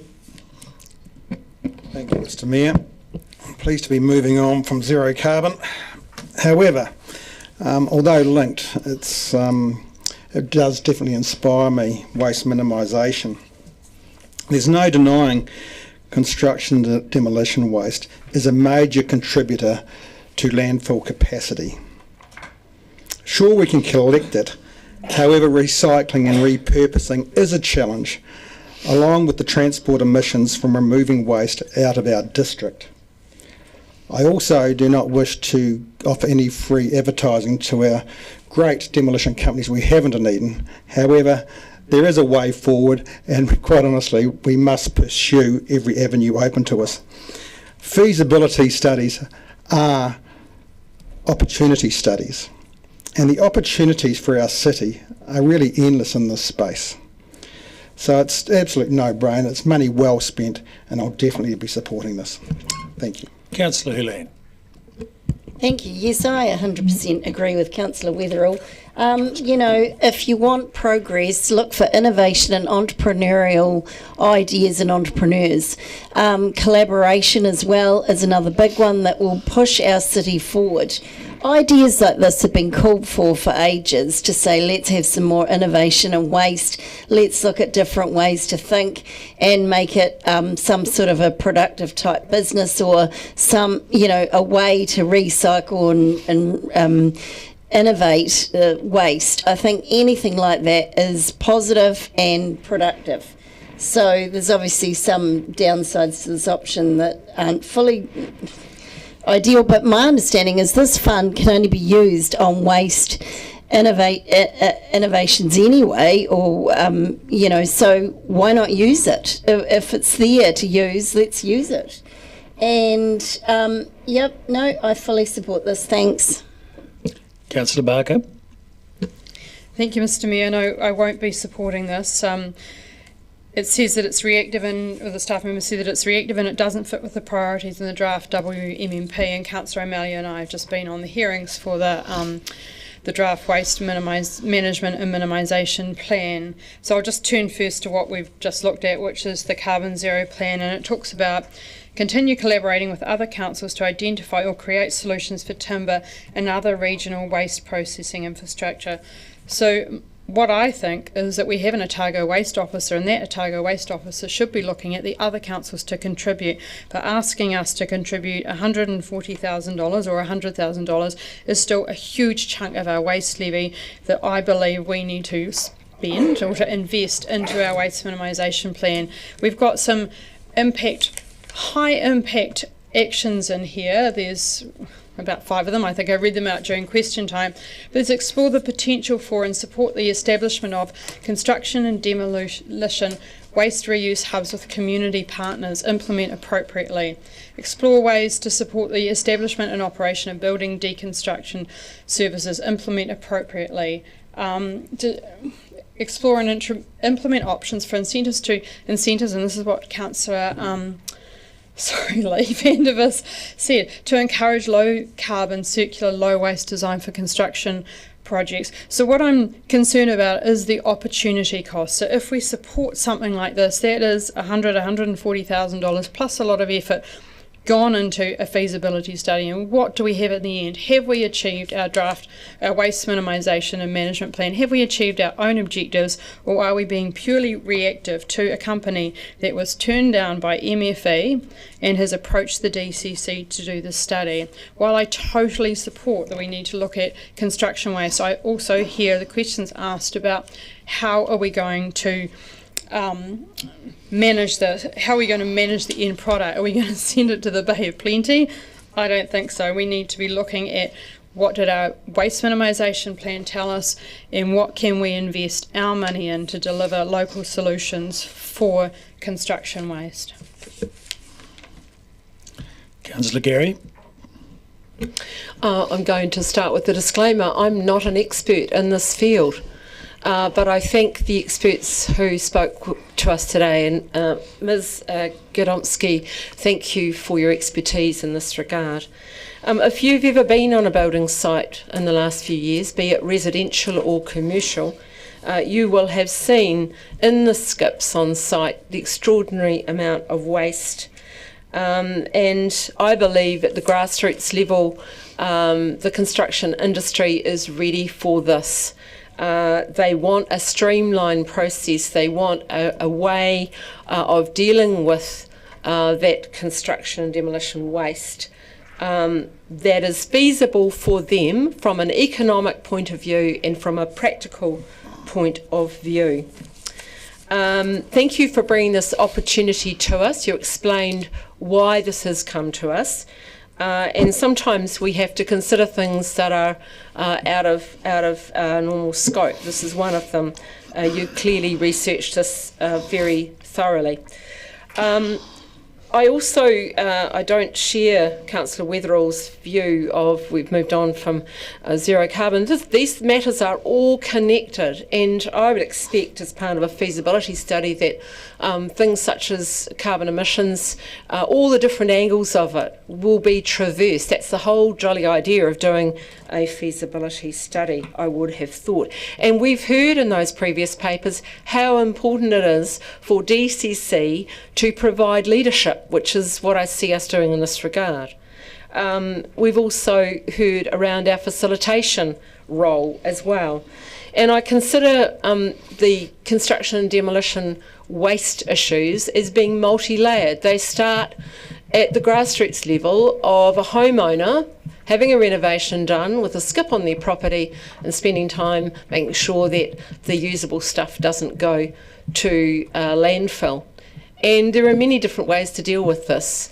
It might be the centre up at Wakawaiti, or it might be the likes of Buy Nothing, where it's a circular economy at a local level in train. But there's always going to be things left over from that. And so it's part of a bigger ecosystem. It involves builders, it involves developers who are maybe taking down a couple of villas and putting up a whole lot of townhouses. How do we make sure that things are retrieved from that? And then it comes to the really big construction companies and how they deal with their waste. So it's about finding a streamlined process. Do we have all the answers at this time? No, we don't. That's the whole idea of the feasibility study, to see if a pilot would be useful. So I will be supporting this. The time has come. I applaud the staff for bringing this opportunity to us to consider, and I would urge you to support it. Councillor Mayhem. Thank you, Mr Mayor. So this is a proposed pilot, construction and demolition resource recovery. 50% of our waste going to landfill comes from the construction industry. So this is something we need to address. It's framed by our carbon emission reduction goals. What we've heard is this is going to lay the foundation for future commitments and investments from all parties around minimising this. We also heard 600 tonnes of waste and plasterboard alone comes into this area. I'd like to see things happen at a local level. What the feasibility study will cover off within our waste hierarchy is what we can do locally. That's my understanding. I'd like to commend Ms Gadomski and the team, Mr Henderson's team, for the engagement so far with the industry and the collaboration on this. I'm excited by the enthusiasm around what can be done locally. We've already seen Cook Brothers employing staff to ensure diversion and reuse, a number of local Buy Nothing pages where people are able to share their recyclable materials.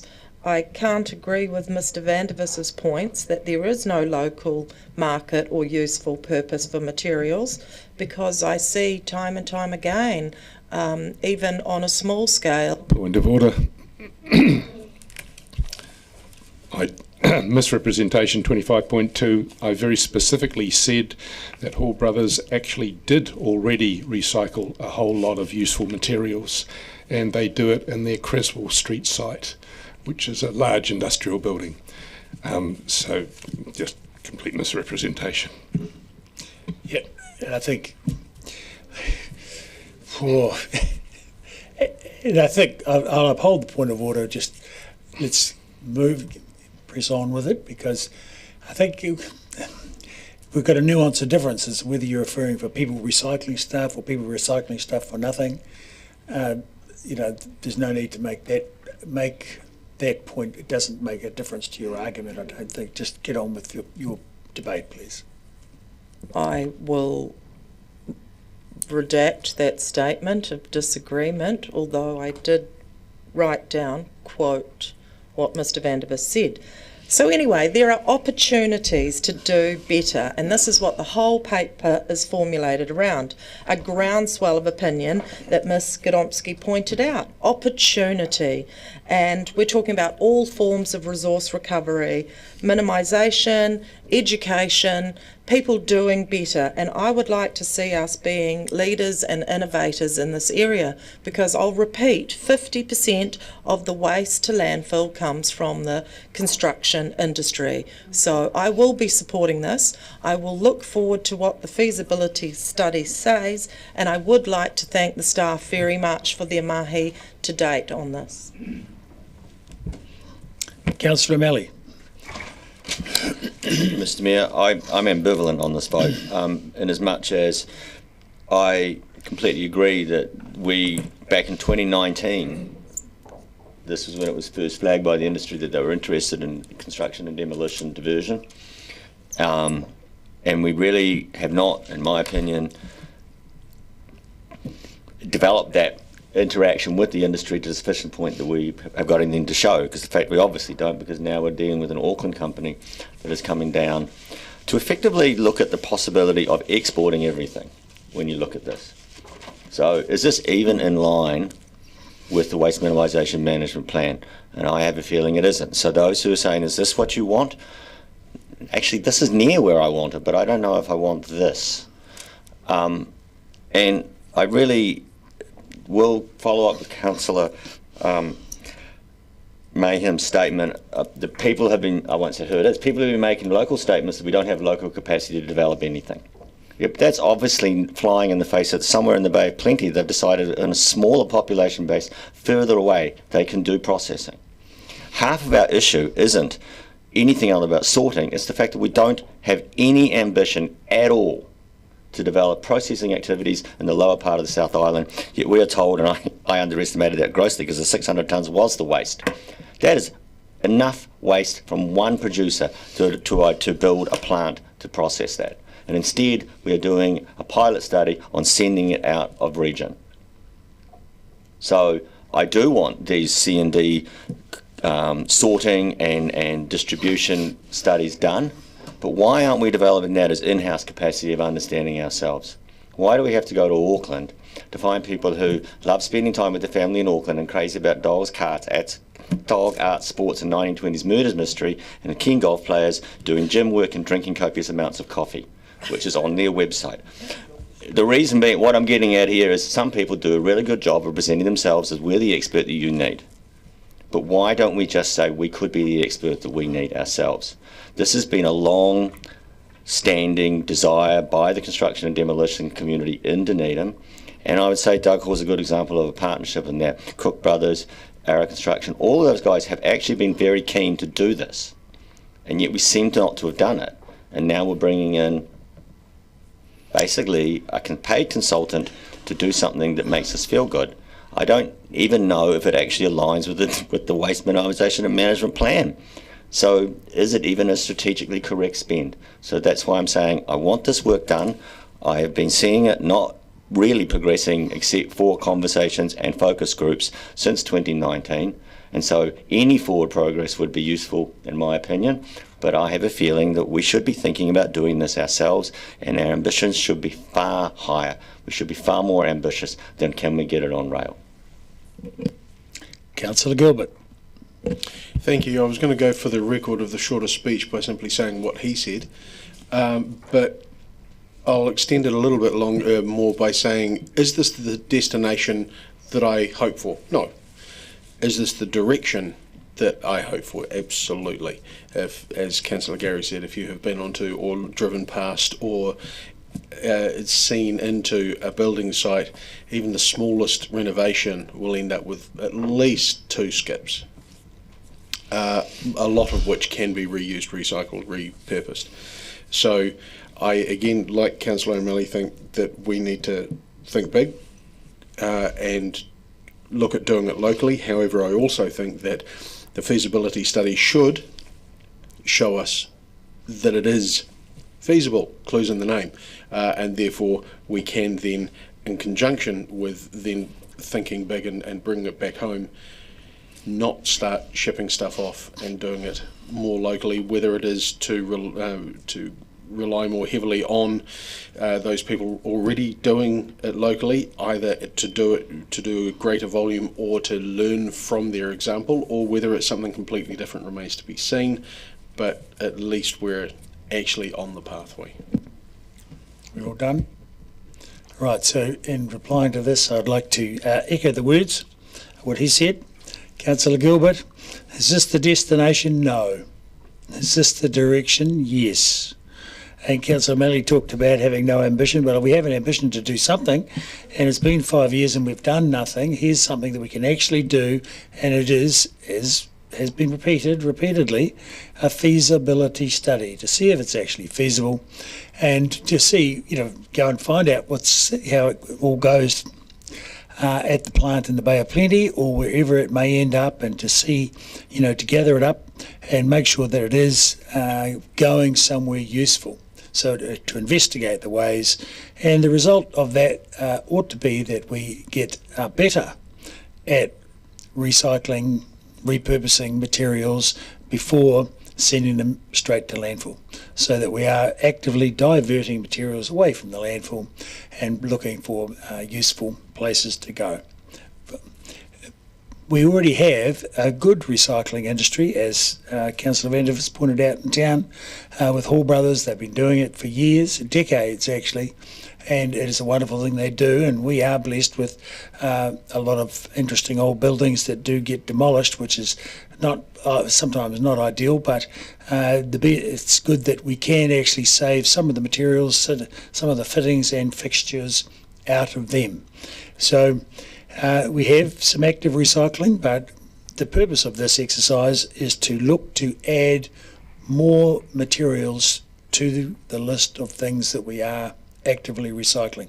So I certainly hope that the feasibility study does determine some long-term ongoing feasibility, and I'm very keen to give it a go and not knock it back before it gets off the starting blocks. So we'll take the vote by division.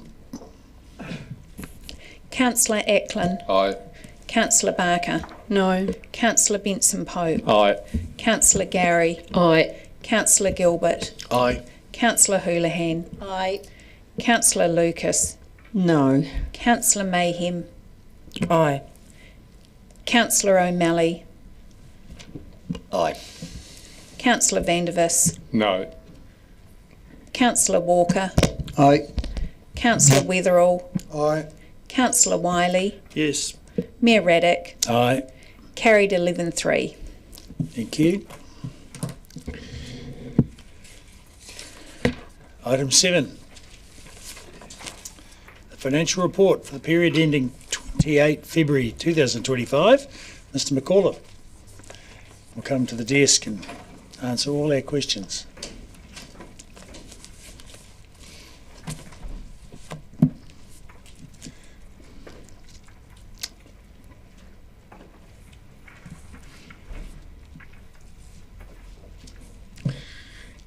So, any opening comments?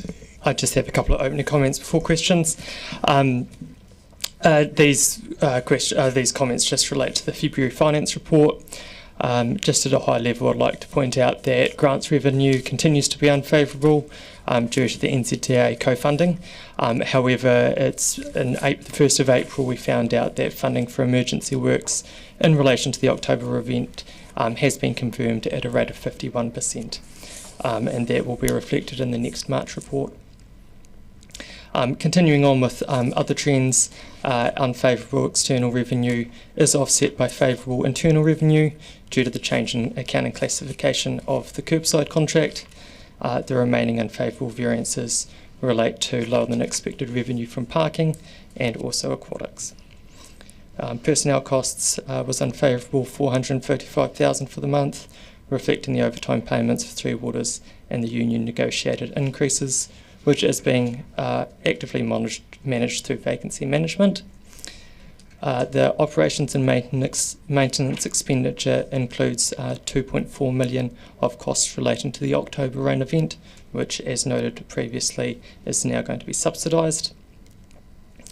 Depreciation is unfavourable for the month and the year to date due to the revaluation impacts from the previous financial year.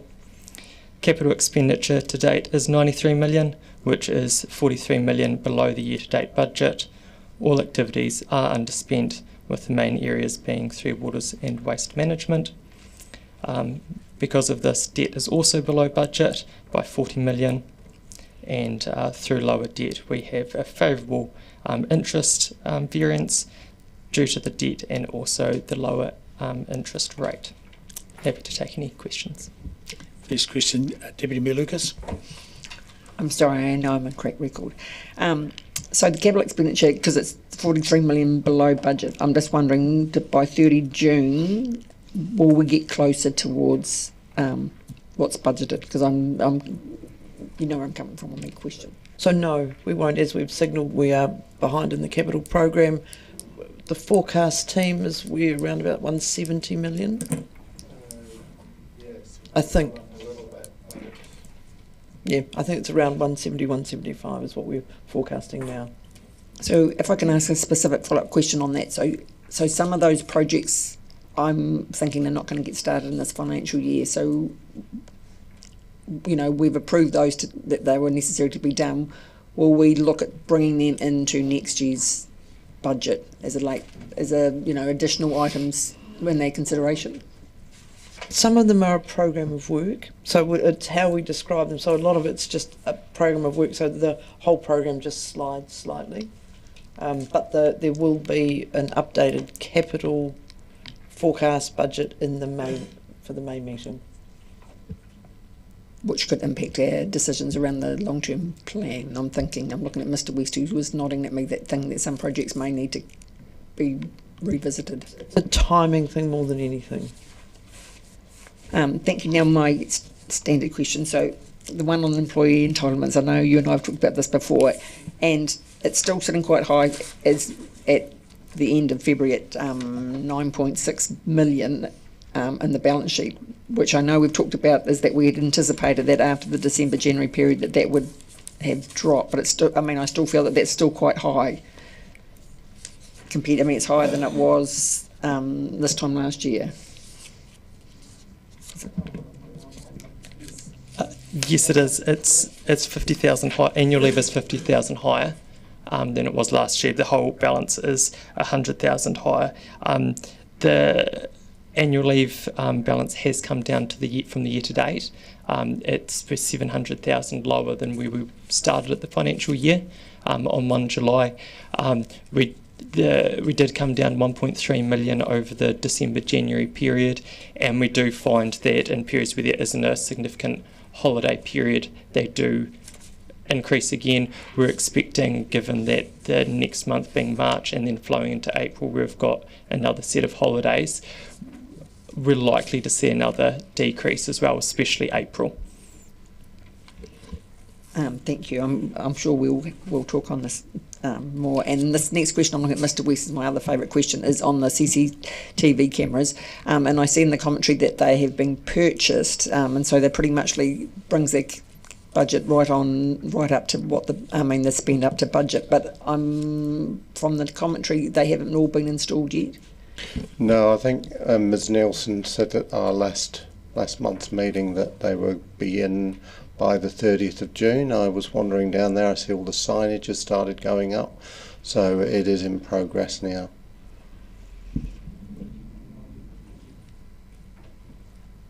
Okay. Councillor Vandervis.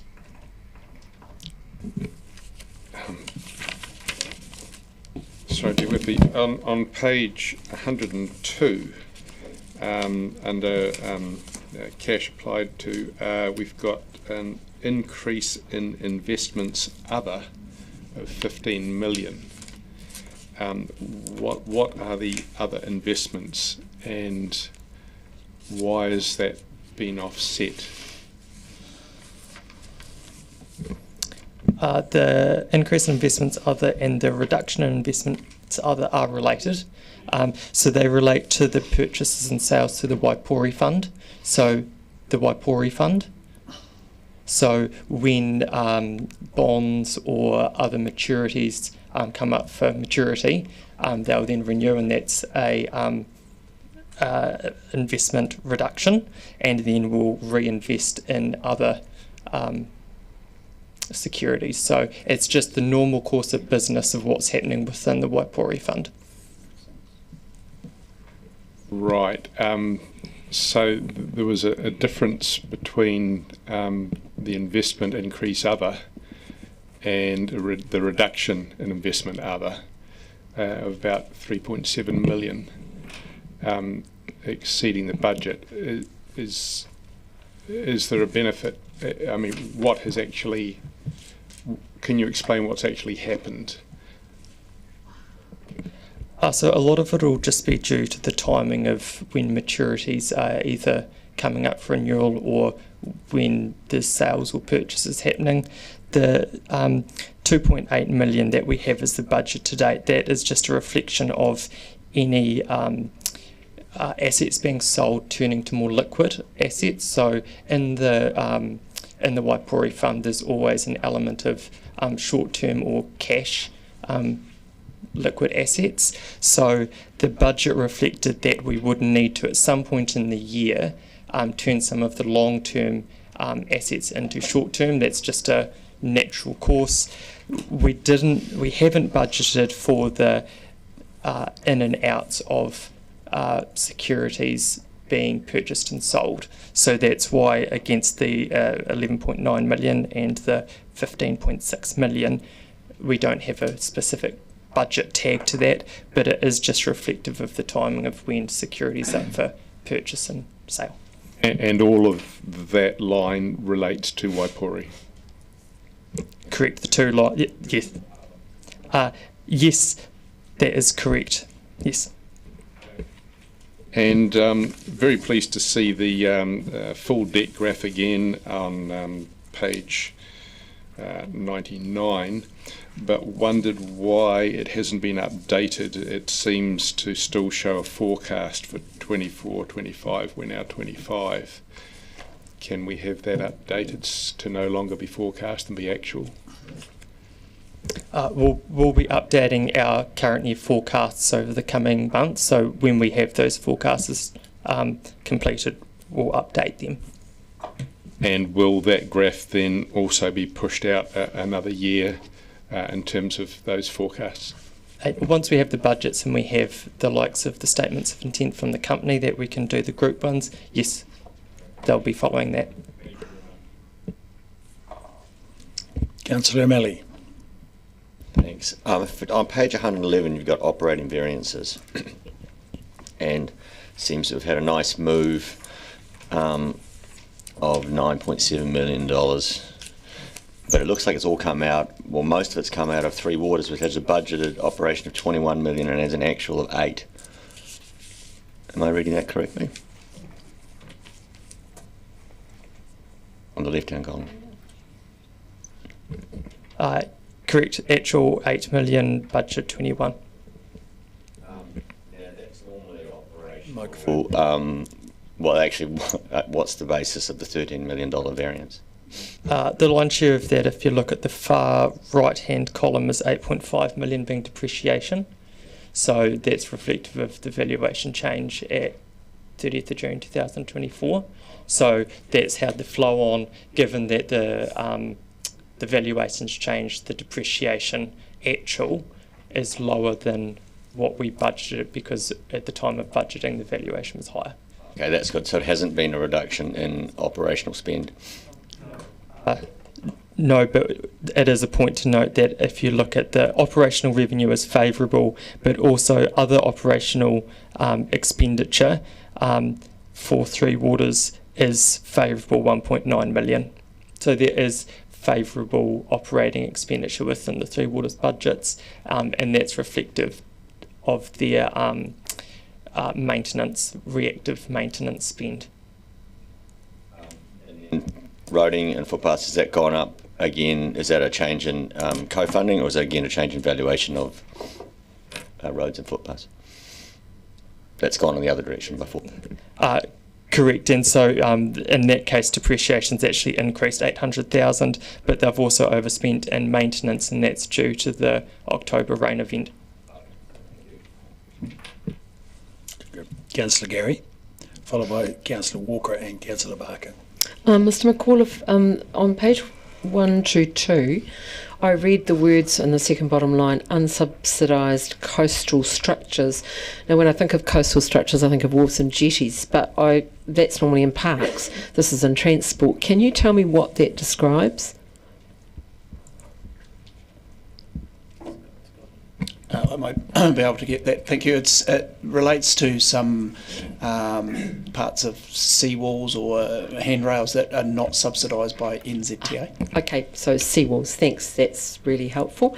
And Mr McAuliffe, talking of favourite questions, my favourite question is around what was the cost to council of the October weather event, and there is mention of it on page 96, 115 and 120, slightly different figures for a variety of reasons. Could we have a total figure at some point, and I don't expect you to produce it today, of what the October weather event, now we have the money from Wakatahi, we know that we've got that for emergency works. Could we have a total figure for what the cost to council was, and obviously it doesn't include staff time, of the October weather event? Yes, absolutely. So the cost to date, including all operational and capital expenditure, is 3.8 million. That's across all council, being the transport related, waters and welfare related as well. We'll continue to report that up, and what we'll do from next month when we start to get the funding in is we'll report the revenue as well, so that we can then see a net cost. Thank you, that's really helpful. Thanks. Very good. Councillor Walker. Yeah, thanks for the report. Just on the Waipori Fund, good news, obviously, 7.8, I think it was, million surplus, but isn't it right that we should temper that, obviously, with these results being pre the wonderful April 2nd Liberation Day announcement from you-know-who in the US, and also the fact that probably the safest investment on the planet, that being 10-year yield bonds in the US, are at their lowest rating ever, actually. So just a reminder again of the upsy-downsy nature of Waipori. Yes, that is correct, and the March result does have a significant drop, and we're expecting another drop for the April result. Yes. Councillor Barker. Thank you, Mr. Mayor. Sorry, I'm just trying to find that. It's under the comments from the group activities, and the economic development last time in January was $34,000 unfavourable, and this time it looks like it's $117,000 unfavourable, and that's in attachment H, but there's no it's not mentioned in there, because previously it said the visitor centre operating revenue was unfavourable 118k, but there's no commentary on there, so I just wonder why why the economic development budget is more unfavourable. I looked a couple of times, I'm like, it's usually just above GLAM, the gallery. Correct. I'll have to look into that one. But we'll make sure comment is in there for future. Thank you. My next one was just around the hospital campaign, because it was in January, it was 179 unfavourable, and now it's 196 unfavourable, so that's another 17,000 add. So there's still bills coming in for that? Is that why it's moved? There have still been costs coming through for that. Correct. Are there any further questions? Very good. Thank you, Mr. McCullough, for your fulsome answers, as always. Thank you. So, I'm happy to... Oh, there you go. Deputy Mayor Lucas is happy to move, and seconded by Councillor Gilbert. Would you like to speak to it? Just briefly, obviously it's a favourable result to the end of February with a $9.7 million favourable variance, but that should be tempered, as Councillor O'Malley highlighted in his questioning, that the overall the depreciation is a favourable variance of over $9 million, and along with, I know that's something that Councillor Banvis always looks at, is the favourable variance in our interest costs. So we just need to keep a watching eye on our actual operating costs, because those two favourable variances are impacting on that. And the other... my other point is that with our capital expenditure being behind, what impact that might have when we come to do our deliberations on the 9-year plan, whether there's something that in additional, we may need to pick up that we haven't started work on this year, that we've already signalled to the community that we're going to undertake. So I'm just kind of flagging that. Thank you. Okay. Anyone else? Councillor Vandervis. The capital expenditure being well behind, when not so long ago we were running at 1.25% ahead of budget, seems to me to be a really big variation. I'm actually not that sorry that we're well behind, because it means we're not spending so much money, and I think we spend too much generally. But my real worry is that we need to be getting best value for the money that's spent. And again, we see the graph for debt continuing to rise, to go up $100 million a year. And although we've had a wee bit of relief in interest rates, that is still a major hole in our bucket. And it's one which the 9-year plan, I don't think, really addresses. The debt is just going to sit there. We're just going to keep paying. And whatever the interest rates are, and in a volatile world economy, those interest rates could go dramatically higher. They really can't go that much lower. I think we need to consider that our continuing spending in the face of so much borrowing is a real liability for us, and the fact that we're getting very little in the way of returns from our council companies as well means that we are not in a position to be able to make major investments in anything, or to deal with any particular major problem that arises, because we just don't have the headroom. Are there any other speakers? Anything further to say, Deputy Mayor? Okay, I'll put the motion. The council notes the financial performance for the period ending 28 February 25. All those in favour say aye. Aye. Against? Carried. Now, I move that pursuant to the provisions of the Local Government Act, Local Government Official Information Act, that we exclude the public from the meeting for the reasons outlined in the agenda. So, seconded, Councillor Ackland. All those in favour say aye. Against? Carried. So we'll move into non-public now and clear the room. And we have an item on the